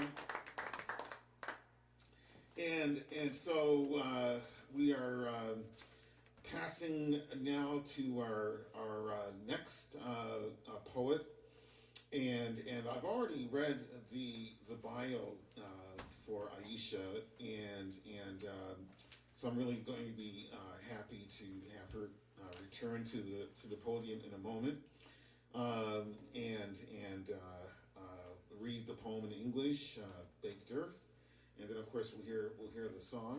I should probably at this point just mention Pallavi's notes for Baked Earth. This song has both Eastern and Western flavors of notation. It depicts two stanzas. In those two stanzas, almost every line has different arrangements of notes. The song goes on a flow, like a finale of desperate opera. I like that, like a finale of desperate opera, and it helps to underline what I was trying to articulate before about the poem being a theater. And I said this to my creative writing classes all the time, so I'm going to break away from Pallavi's notes to underline this point for all poets especially. And it took me a long time to understand it, but the poem is always a play. It's always a little play. There's always a speaker in the poem, or more. There can also be more than one, but at least one speaker is giving us that poem for an emotional reason. And I think the genius of the composers that we've been working with, and Giovanna has also commissioned a couple of songs as well from a couple of composers. What the composers bring to the poetry is the need, the commitment to really understand the emotional drive of the poem. And often the poets themselves, ourselves, don't really know what it is that we've injected the poem with in terms of emotion. But it's the duty of the composer to find the emotion. And that's what this project has taught me, that the most important aspect of the poem is not the ideas, it's not the imagery, it's the emotion that propels everything. And I think we just heard an excellent example of that with Pallavi's setting of Leather Gloves. So I'll go on with her notes. The song goes on a flow like a finale of desperate opera. It's the line which repeats because of its depth of presentation. At last we bake the earth, will repeat as it holds the whole song meaning wise. And of course the finale of desperate opera is Aisha's line. And it's I think informs all poetry all the time that is actually trying to say something, and something that can be sung. Anyway, I've gone on way too long. Ladies and gentlemen, Aisha Chatterjee. Yes.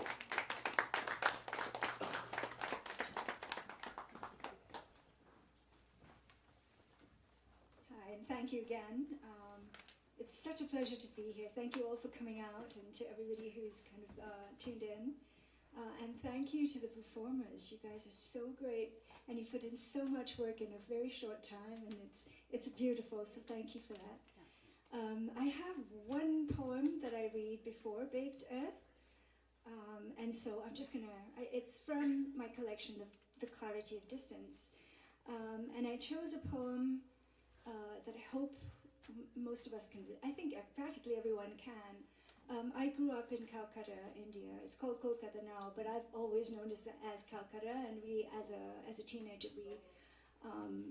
we shortened it to Cal, so I've always talked about Cal. My husband and I also lived in Germany for many years, and we speak fluent German. And so when we moved from Germany to Canada, I think this is something all of us have sort of gone through. When you move from one place to another, a place that you have been so familiar with that you stop looking at, you suddenly look at again, and you notice things. And that's really what this poem is about. It's called Homage.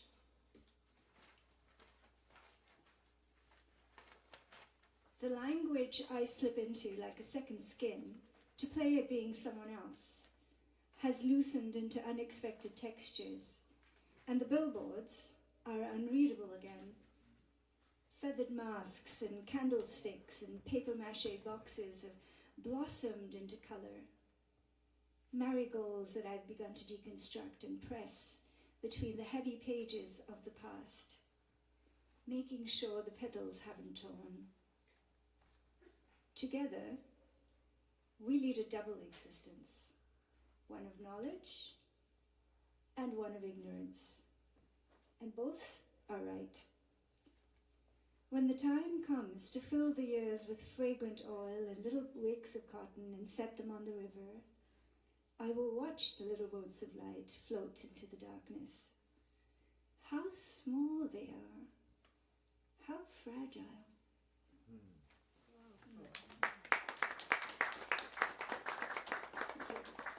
So, Baked Earth is from Bottles and Bones, which is my second collection, and that collection is actually about fragrances and the sense of smell. And so Baked Earth is literally, I think, an English translation of a very ancient Indian attar, a perfume. In Hindi it's called Mitti Attar. In the English word for it is petrichor. It's when, after a very dry summer, when the earth is completely dry and baked, the first rains fall, and there's a particular smell, and all of us, especially those of us who grew up on the subcontinent, and you know what the monsoons smell like, that is baked earth. So, and weirdly, it really did always fall on my mother's birthday, which is the 12th of June, and this is climate change. That's shifted now, apparently, to maybe a week, 2 weeks, 3 weeks later. But that's what you need to know, and it's set in Calcutta. Baked Earth. Before the first rains, which fall always on my mother's birthday, the air tenses, and all the shriveled up things rotting in the gullies and behind the walls of churches and temples release a kind of concentrated fragrance, like the finale of a desperate opera that had forgotten itself and fallen into an incoherent mutter, and has only just roused itself back into consciousness, although no one is listening, and the city is bare of movement. All the shutters drawn in imitation night, cars and houses stilled, glazed offices stilled, broken trams and keeling buses stilled, until the first heavy drops hurtle from the sky, and we smell the earth. Wow.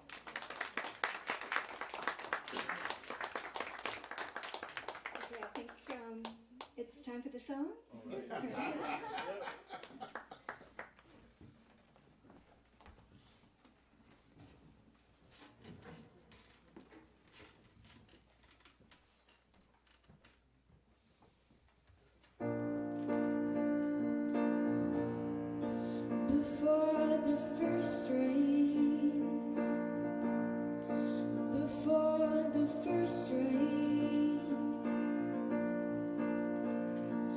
which fall always on my mother's birthday. Before the first rains, before the first rains, which fall always on my mother's birthday. The air tenses and all the shriveled up things rotting in the gullies and behind the walls of churches and temples release a kind of concentrated fragrance, like the finale of a desperate opera, like the finale of a desperate opera that had forgotten itself and fallen into an incoherent mutter, and has only just dragged itself all back into consciousness. Although no one is listening, and the city is bare of movement, bare of movement. All the shutters drawn in imitation like cars and houses still. Police officers still, broken trams and killing buses still, until the first heavy drops hurtle from the sky, and we smell the earth, and we smell the earth, we smell the earth. Before the first rains, before the first rains, which fall always on my mother's birthday. Before the first rains, before the first rains, before the first rains.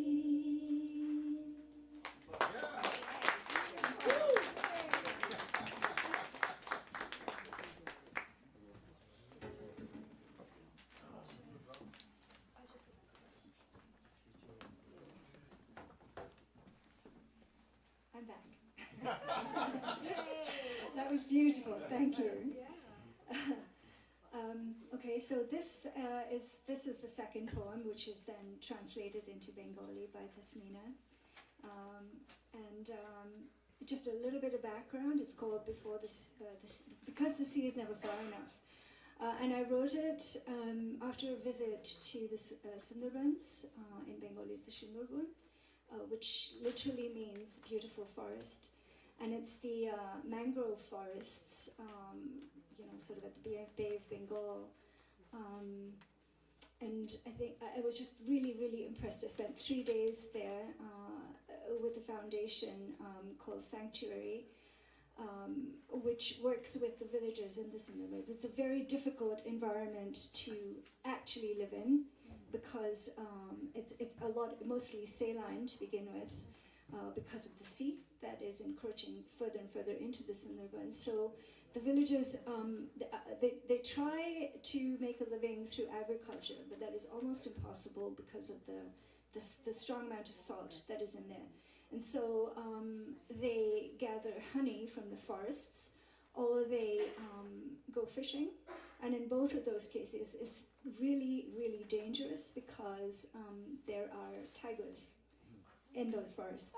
And they're a little bit different. They're Royal Bengal tigers, but they are slightly different from Bengal tigers in other areas. They've learned to swim.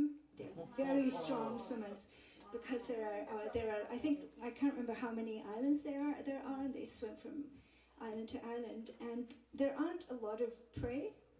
The biggest and tastiest prey is us. So those are the things that were kind of at the back of my mind when I was writing this poem.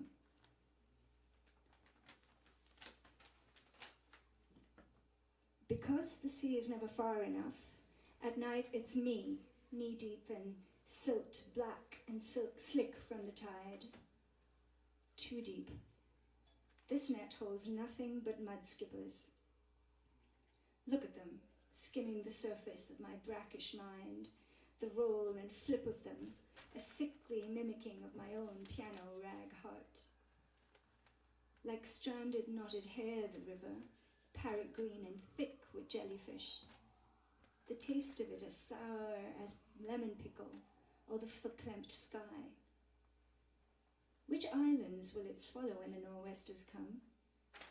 What new bedraggled myths will it release? A boy counting lion's teeth, a lodestar, false and striped and glossy, snarling on a thatched roof, fossicking for fresh meat. Thank you. Wow.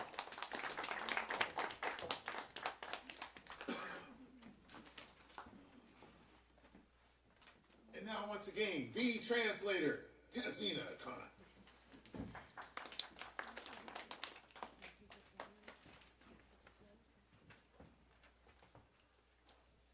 কবিতাটির নাম সমুদ্র কখনোই দূরে নয়।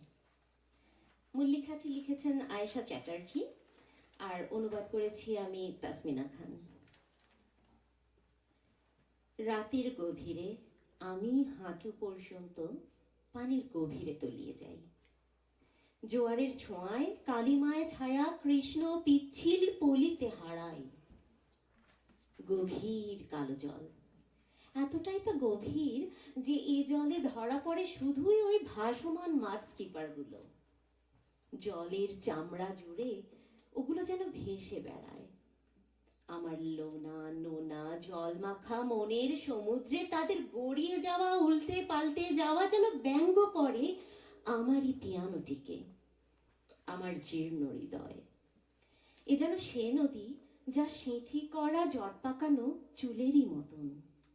টিয়া সবুজ বরণ আর জেলিফিশেদের ঘন শরীরের মতনই মাখো মাখো ঘন। স্বাদে তা যেন লেবুর আচারেরই মতন অম্লতাময়, কিংবা বোবা কান্না আটকে রাখা ওই আকাশের মতন। কালবৈশাখী এলে কোন কোন দ্বীপগুলোকে তা গিলে নেবে, আর কোন নতুন কল্পকাহিনী প্রকাশ করবে। একটি বাচ্চা ছেলে সিংহের দাঁত গুনছে, একটি ধ্রুবতারাও কি মিছে? আর ডোরা কাটা চকচকে ওই খড়ের চালে যেন তাজা মাংস খুঁজে বেড়াচ্ছে। ধন্যবাদ।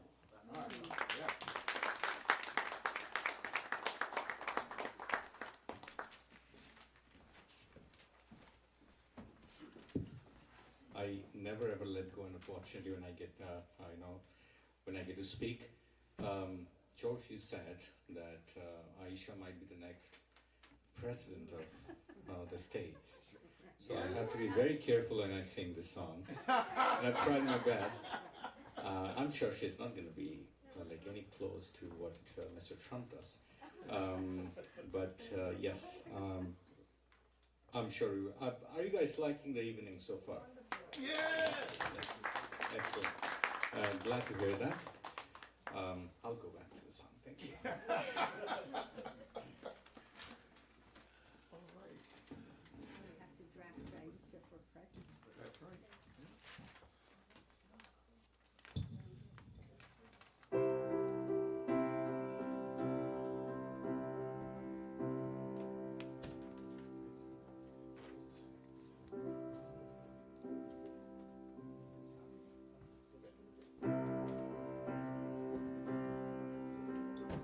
রাতে হাঁটু পর্যন্ত পানির গভীরে তলিয়ে যায় জোয়ারের ছোঁয়ায় কালিমা ছায়া কৃষ্ণ পিছে বলিতে হারায় পানির গভীরে তলিয়ে যায় রাতের গভীরে আমি হাঁটু পর্যন্ত নীর গভীরে তলিয়ে যাই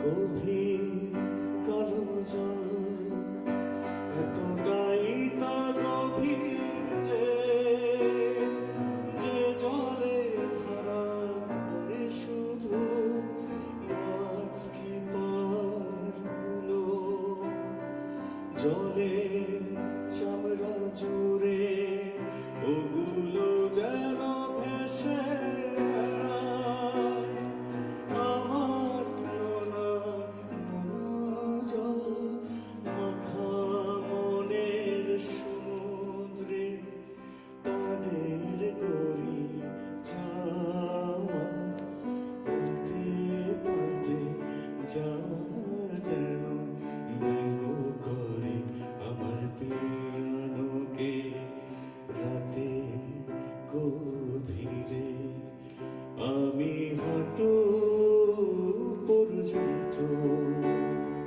পানির গভীরে তলিয়ে যাই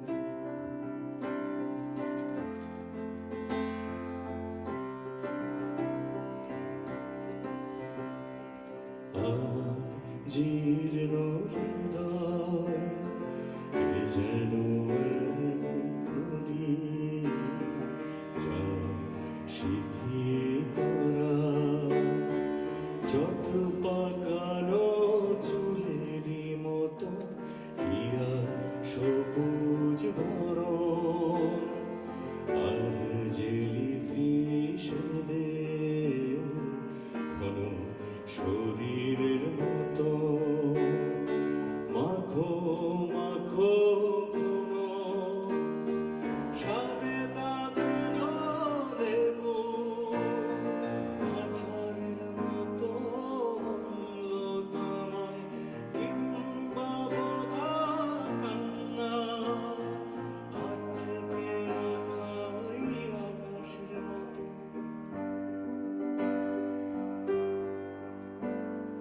কাল বৈশাখী এলে কোন দিকগুলোকে তাগিলে নেবে আর কোন নতুন গল্প কাহিনী প্রকাশ করবে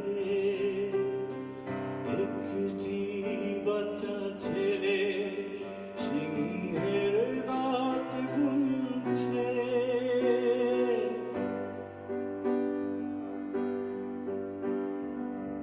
একটি ধ্রুব তারা যেন মিছে মিছে মিছে আর ডোরা কাটা চকচকে ওই খড়ের চালে যেন তাজা মাংস খুঁজে বেড়াচ্ছে রাতে গভীরে আমি হাঁটু পর্যন্ত পানির গভীরে তলিয়ে যাই জোয়ারের ছোঁয়ায় কালিমা ছায়া কৃষ্ণ পিছে পলিতে হারায় পানির গভীরে তলিয়ে যায়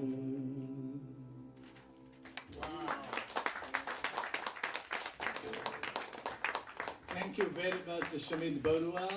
Ladies and gentlemen, now let me introduce the super boss of this project, Mr. George Eliot Clark. All right. George Eliot Clark is the Emeritus Parliamentary Poet Laureate of Canada. He is the Emeritus Toronto Poet Laureate. He has been included in the Order of Nova Scotia. He has been included in the Order of Canada. He is the recipient of the Governor General's Literary Award for Poetry in 2001. And he is the recipient of 8 honorary degrees from different universities. Now, let us welcome George Eliot Clark, the super boss of this project. No, I can't follow that. Well done, Sue Bradshaw, well done. Wow. I'm at a loss for words. That was very impressive. I got to say, Subrata.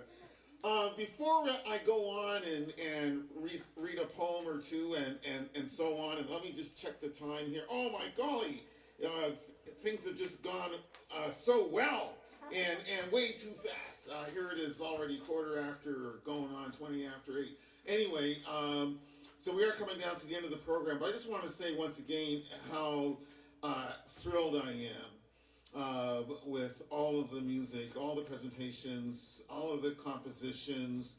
And again, I think that Pallavi and, of course, James Rolfe, too, bring out the hidden nuances, or maybe I shouldn't say hidden, but the subtle nuances of feeling that is present in the poetry, and which is brought to life, made vivid by the music, and in fact, through this project, I've come to believe that the poem is at its very best when it is sung. You know, too many of us in this part of the world, especially because of the modernist movement of the early 20th century, we were taught that the poem was best understood once you had studied it. You had to treat the poem as if it were a fossil, or an animal, or a piece of tissue that has to be subjected to great scrutiny and microscopic study, and the application of scalpels to see exactly how the thing works, or how it used to work, because of course the impact of that kind of invasive examination of anything living, in which includes art, may end up rendering it null and void, or devoid of any kind of real feeling. I think that one of the great benefits of song and of music applied to poetry is that it makes it live again, makes it live doubly, it resuscitates it, resurrects it. It makes it something unkillable, especially once you have a tune attached to it. I know that as poets, we're often used to having a musician accompany us. We're also sometimes presented in the context of reading, just reciting, and no music, etc., except for the music of our own voices and the musicality of the words themselves. But I think that one of the great beauties of this project is to harmonize once again the idea of music and voice. The poem itself being available for voicing, but also available for singing.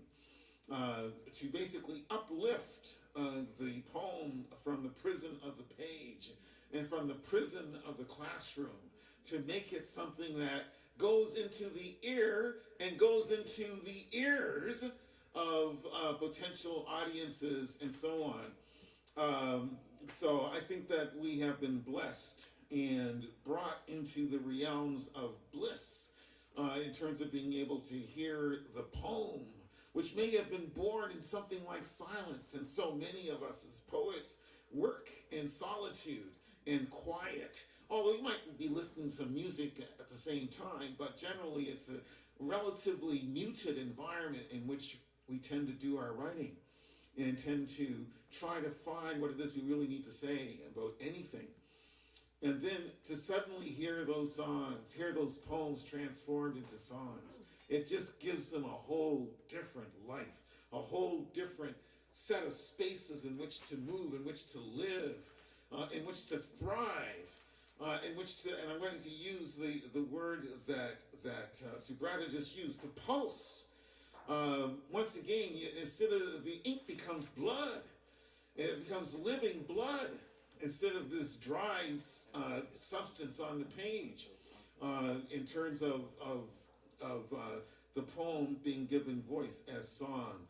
So let us continue and let many, many more events like this and evenings like this unfold. Now I'm going to grab a book and read a poem. We could help you. That is true. Yeah. Okay, but here it is. Big book. I'm going to read the whole thing. I'm just kidding. I'm not going to read the whole thing. I'm going to read my opening poem for this closing set. I gave it a lot of thought, and which is unusual for me. But anyway, this is the poem is called Johann Gutenberg Prints the Holy Bible, 1455. The reason why I want to read this poem is because of the fact that as poets we are dedicated to language. We are also dedicated to the idea of print, and of course the Gutenberg Revolution was the idea of printing things and making them available to a literate public. And of course in this case we're talking about the Bible and Gutenberg's decision to print the Bible, which basically made everybody their own interpreter of Scripture, at least in terms of Christianity, if they cared to be. And of course, that set in revolution the whole idea of print in general and print culture. As a matter of fact, I got to break away from the text and preach a little bit here. And what I want to say is this. Everybody talks about AI, and everybody talks about electronics conquering everything and repressing everything. But I want to hold true. I want to hold true to the faith of print, of believing in print and upholding print. Because I think that print is still radical. Print is still revolutionary. The whole idea of being able to apply script of any sort to paper and to have it be portable as in a book, not portable as in a laptop or portable as in a phone, which have to be completely dependent on the electrical grid, the power grid, on very sophisticated technologies and so on. I love print because it's still relatively simple. It's still relatively easy. I love the idea of writing. I love the idea of handwriting and so on. I like being able to go into the bank and pull out a fountain pen and sign my Government of Canada old age security check right in front of the teller and say, I know you haven't seen one of these in a long time. It's called a fountain pen. And look at my signature. Look at that signature, how powerful it is, thanks to the black ink flowing from this pen. And every now and then, one of them will say to me, you know what? I'm from India. My father had fountain pens. I appreciate fountain pens. And I think, okay, you are a very literate person. I don't know why you're working for the Royal Bank. But anyway, your job is now become the president of the Royal Bank, using the power of the pen to do that. I know I shouldn't keep going on and on about all this. I should read the poem. But the reason why I chose this poem, Giovanna, the reason why I chose this poem is because of the reference to Gutenberg printing the Bible. And so here it is. Johann Gutenberg prints the Holy Bible, 1455. Dewy handwriting, sketching imagos, mirages of definitions, the indifferent anarchy of wishy-washy palsy, illegible tracery or illicit mirroring, these ideas impossible to set down straight, the deformed letters that confuse, that render theology miasmic ooze, slouching from a pen, slurring, tender, unexpurgated bilge. Via print, I terminate misreading. Feelings need to be fixed to set free uncensored thought. My apparatus presses lines, angles, curves, incarnates the apparition of speech.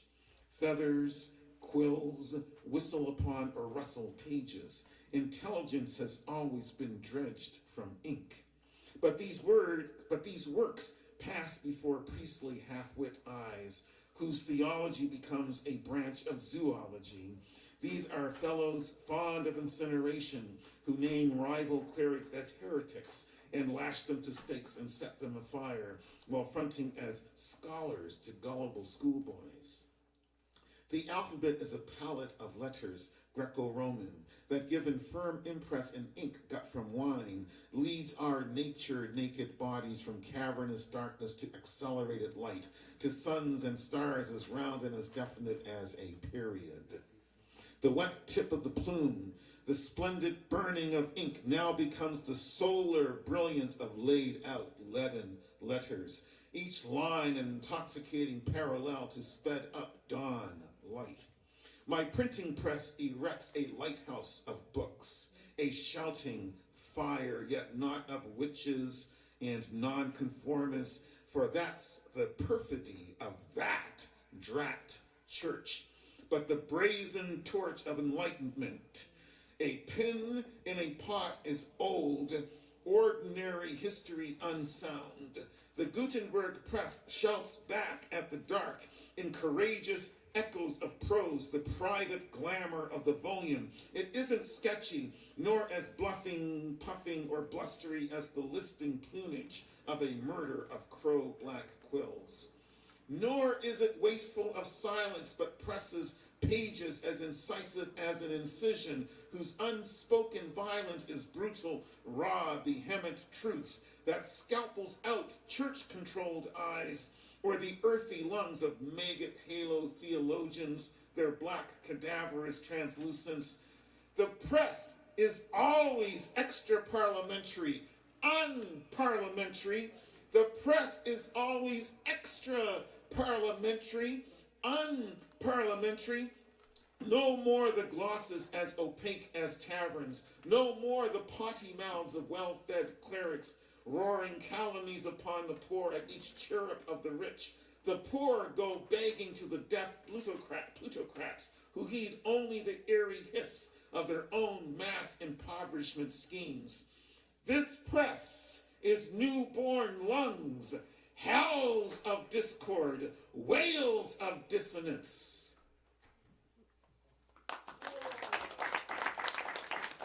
Unparliamentary. Unparliamentary. You're crying out. Unparliamentary. Yes, I'm sorry. Okay. Let me get on to reading the very short poem that Pallavi selected for the English song, and I'll also share with you what she says about it. The ending. She calls it the ending. It's actually just simply ending. She says, I wanted to present a sad tone with lifeless tune. Very blunt, very boring notes are presented at the beginning of the song. This song has 3 verses. Very short song, but very touchy. Here in this song, culture is what you eat. Nature is what eats you. And culture is what you eat. This line repeats because of its strong and meaningful connection. Most important part of the song is the ending. You are buried, ends, and slowly fades away, just like a body slowly embraces death. Okay, so yeah, this is ending. All things must pass. Even pain dwindles like sun-singed water.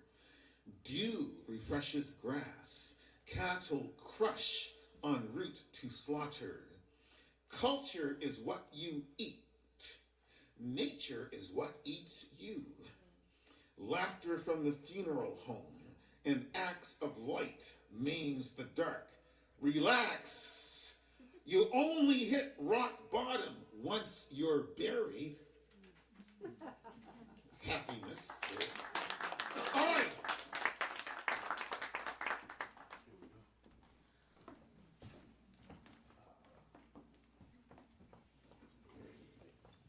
everyone. I just like to say a word before I end my performance because this is actually the last song that I'm performing here right now. So I'm so happy to be here with all of you. Like I was so happy to follow through, and all your words really influenced me. They're so nice.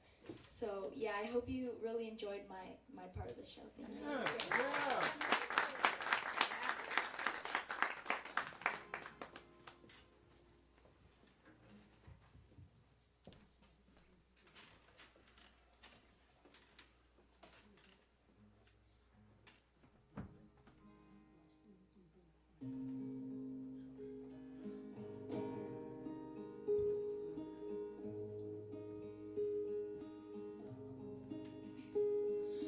All things must pass, even pain dwindles, like sun-singed water, dew refreshes grass. All things must pass, even pain dwindles, like sun-singed water, dew refreshes grass. Cattle crush and brought to slaughter. Culture is what you eat. Nature is what eats you, and culture is what you eat. Cattle crush and brought to slaughter. Culture is what you eat. Nature is what eats you, and culture is what you eat. Laughter from the funeral home, and acts of light maims the dark. Laughter from the funeral home, and acts of light maims the dark. Relax, you only hit rock bottom once. Relax, you only hit rock bottom once. You are buried.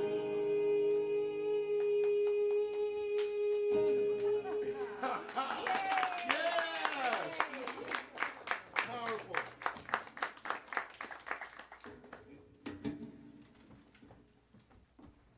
Well, okay. Shreya, that was magnificent. And you have just performed magnificently tonight. And you helped to make it a very memorable five poets breaking into song. And so now here it is, time to recite the last poem, which is now a song. Everything is free. And I've got to tell you just a little bit about this poem. I'm kind of surprised, actually. I wrote this poem in Toronto in 1982 when I was 22, and I was listening to the radio a lot. And there was a song by a group called the Motels, which is a Canadian group. And they had a song which used the title that Roy Orbison had made famous in the 1960s, Only the Lonely. Their song, which had the same title, Only the Lonely, was very different. And I thought myself that was also a very good song. And I thought that one day as I was making supper for myself in a very horrible rooming house near Harvard and Bathurst. I have some very bad memories of that horrible rooming house. But there I was making myself supper, probably hot dogs or something like that. And all of a sudden this song started to come to me. this very simple piece, and I almost didn't write it. I thought, it's too simple. It's too stupid. Too stupidly simple. It doesn't make any sense to write this. But I did. I wrote it. It rhymes. I put it in my book, While It Falls, my second book of poetry. And in that book, I give it to a character who's a minister, and he's reflecting on life and death, and so then he comes to this point, this sermonic idea of everything is free, and even though this poem is so ridiculously simple and easy and stupidly simple, and so on, it is probably my most popular poem. It's been translated many times. It's been put to music many times. Even set for choirs. It's been performed in Italian. It's been performed, of course, different styles of genres of music. And I actually kind of resent it, because I don't know, why does this poem get all this attention? And then Pallavi comes along and says, "Oh, this is the poem I want to set to music for Bangla." And I think, okay, I give up. All right, there's something about this poem that people tend to like, which is good. I shouldn't complain. I'm glad about it. And so I'll read it. But I am going to read another poem first, because let's take advantage of my short stint here at this microphone. And I'm going to choose a very, very short poem to read, if I can find it. And I think I will.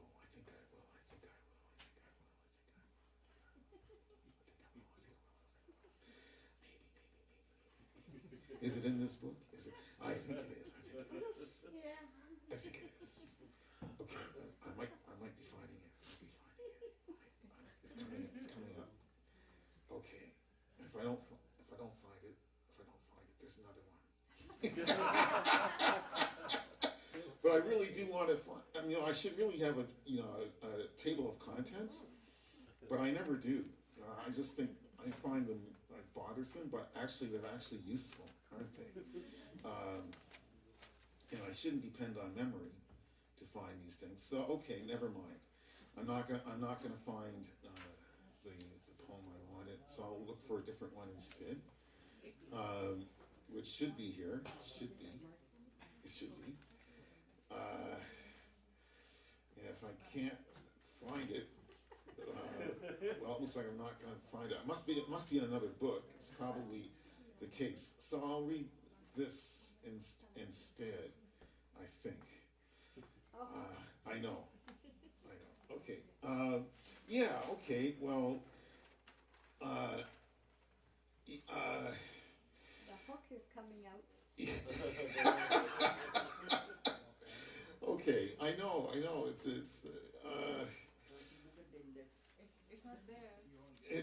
it's probably not, maybe I'll just read something from memory. Do Look Homeward Exile. No, I won't do Look Homeward Exile. Although I do have that one memorized. Oh, never mind. Jeez. This is so outrageous. And, okay, it's the last time I'll put out a book without having a table of contents.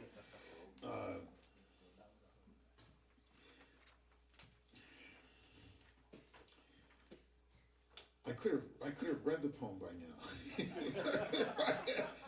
Well, okay, I'm gonna read the. All right, yeah, okay. It's April. Never mind. I wanted to read a poem about Shakespeare, and I thought it was in this book, and it's a really short poem, so maybe I'll remember it instead. Give it a go. Okay, yeah, here, because it was his birthday, so it's on April 23rd.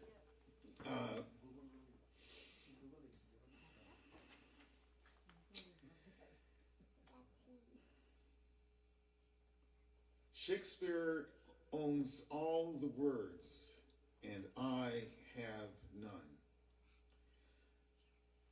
All of English, even the Bible, he owns every syllable. But I is mine, all mine alone. It's not the poem I wanted to. Okay, never mind. All right, so Everything is free. Okay. Wipe away tears, set free your fears. Everything is free.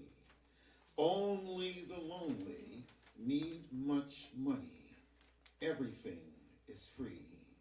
Don't try to bind the love you find. Everyone is free. Your lover's yours, surrender force. Everyone is free. The sun melts down, spreads gold around. Everything is free. The rain is spent, lending flowers scent. Everything is free. The love you live, the life you give, everything is free.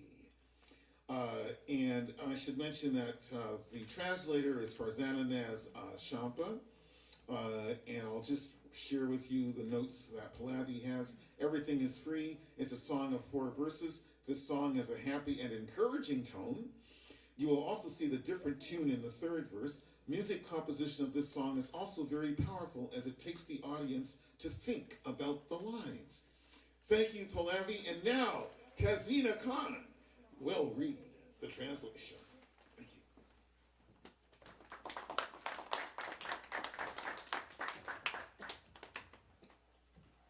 Thanks, George, again. So before I go, I just want to mention a few things. So as you know, we were talking about this since the beginning of the program. This is the 22nd attempt of this great kind of arrangement.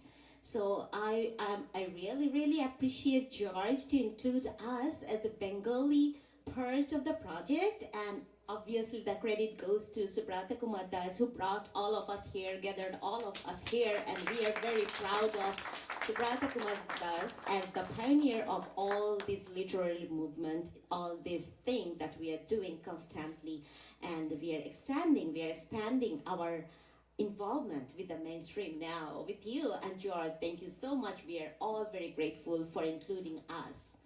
Okay, so I'm gonna go for my last recitation. I would suggest I'm reading out loud because I'm not a reciter. I don't know. I don't have the skill. Anyways, the poems, its name is Shab Mukto আর বিনামূল্যে মেলে। এটি George Eliot ক্লার্কের লেখা আর অনুবাদ করেছেন ফারজানা নাজ শম্পা। আমি শুধু পড়ে শোনাচ্ছি। অশ্রুধারা মুছে ফেলো, মুক্ত করো ভীতির অর্গল, সব কিছুই বিনামূল্যে মেলে। শুধু একাকিত্বেরই কিছুটা হলেও অর্থ বৈভবের প্রয়োজন। বন্ধনহীন করো ভালোবাসা, তারপর যে ভালোবাসার সন্ধান পাবে তাও কিন্তু মুক্ত স্বাধীন, তাও কিন্তু মুক্ত স্বাধীন। তোমার প্রেমিকের অবনত সমর্পিত শক্তির ক্ষিপ্রতা রয়েছে ভালোবাসার স্থানে। এসব শৃঙ্খল মুক্ত, উদার স্বাধীন। সূর্যলোকের উত্তাপ দ্রবীভূত হয় আর সোনালি আভা ছড়ায়। এসবই মুক্ত আর বিনামূল্যে পাওয়া যায়। তোমার ভালোবাসার প্রতিদান, যাপিত জীবন, সবই মুক্ত বিনামূল্যে পাওয়া যায়। সবই মুক্ত বিনামূল্যে পাওয়া যায়। সবই মুক্ত বিনামূল্যে পাওয়া যায়।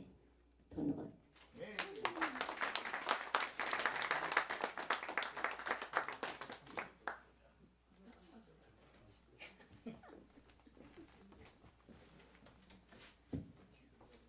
George, may I speak for the very last time?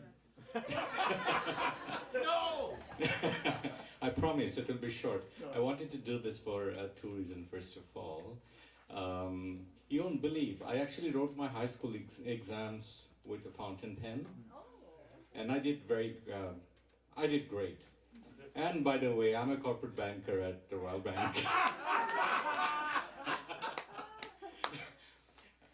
And I think the most important part why I'm here is in front of everyone, I probably should say thanks to my daughter Shreya, Beside all her school projects, homework and everything, I don't know how she managed to get to memorize all the songs, practice with me, and then travel so far to do every time we rehearse with Mr. Thompson.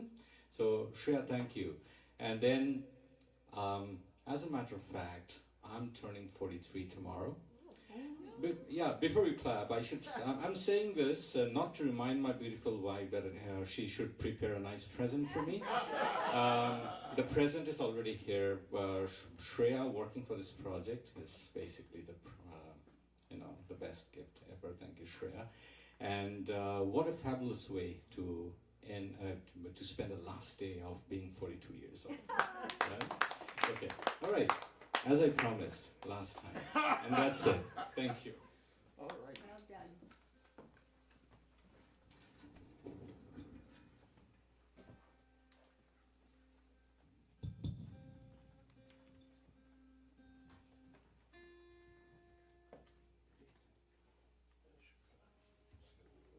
So we're taking a little time to tune the guitar. Weather makes Oh, wood I change forgot. all shapes and sizes. I forgot something. Oh yeah, right.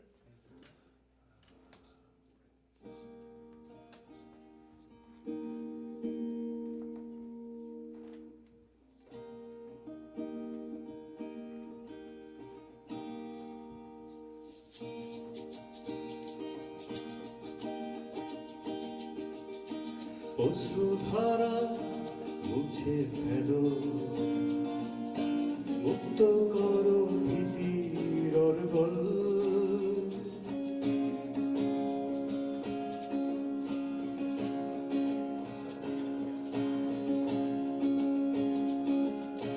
অশ্রুধারা মুছে ফেলো, মুক্ত করো ভীতির অর্গল। সব কিছু বিনামূল্যে মেলে, একাকিত্বের কিছুটা হলেও প্রয়োজন। অশ্রুধারা মুছে ফেলো, মুক্ত করো ভীতি অর্গল। সব কিছু বিনামূল্যে মেলে,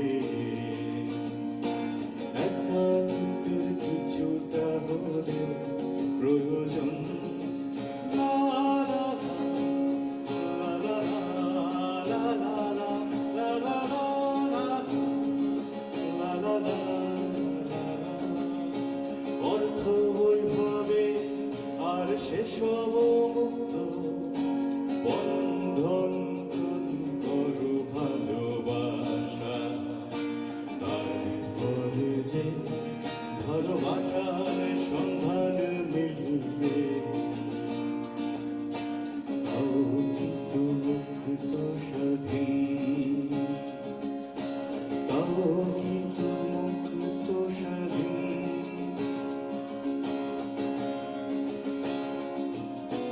তোমার প্রেমিকের অবনত সমর্পিত শক্তি পূর্ণতা ভালোবাসা স্থানে এই সব শৃঙ্খল মুক্ত তার স্বাধীন।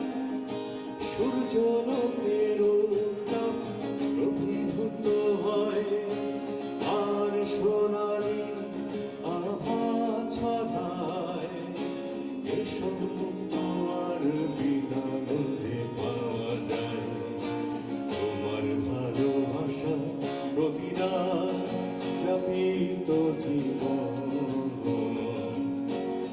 এসব মুক্ত বিনামূল্যে পাওয়া যায়। এসব মুক্ত বিনামূল্যে পাওয়া যায়। এসব মুক্ত বিনামূল্যে পাওয়া যায়। এসব মুক্ত বিনামূল্যে পাওয়া যায়। And thank you last of all, Shreya's inspiration and her music teacher, Thompson. I'm so grateful that you have done so much. You have gone way beyond your capacity and you have, I don't know how you have managed time for us, but thank you. It was all short notice, and I'm sure you would all agree that he has done a fabulous job. Thank you so much.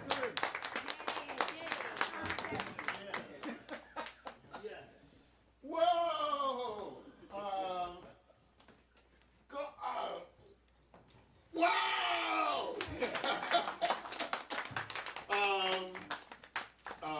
Wow. We've come to the end of the program. Once again, I have been thoroughly pleased and thrilled and filled with shivers of happiness and excitement. The interpretation of the poems that we have heard, now that they are songs.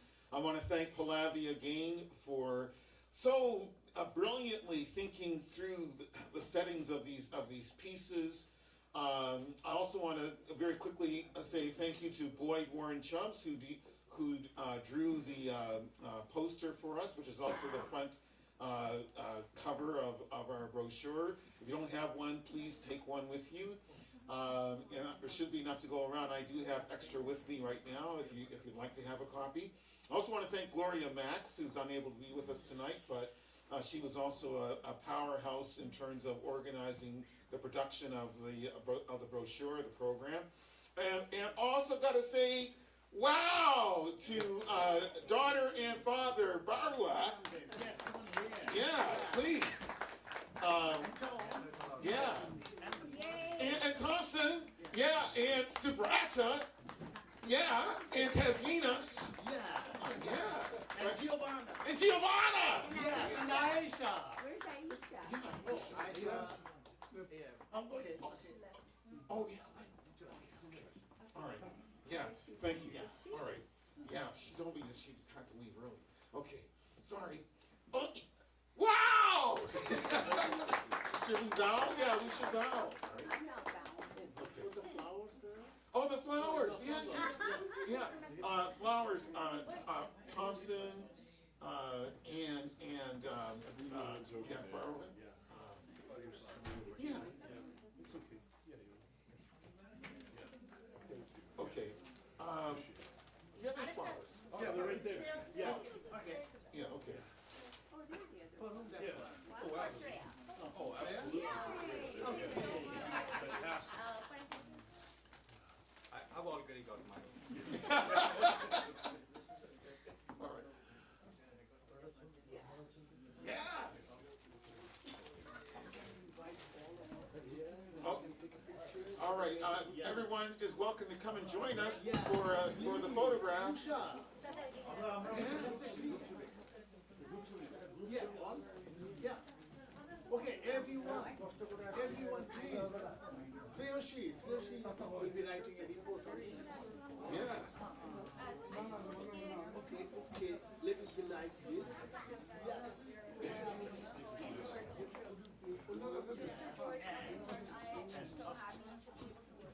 Okay. Let's do that again. Let's go, everyone.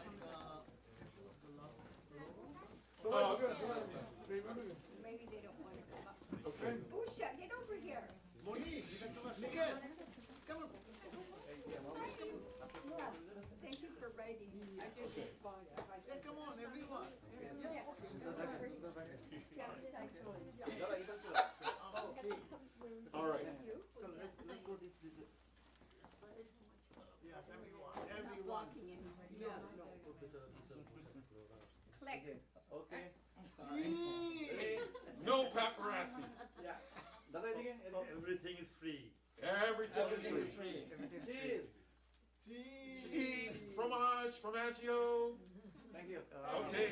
All right. Yeah. Yeah.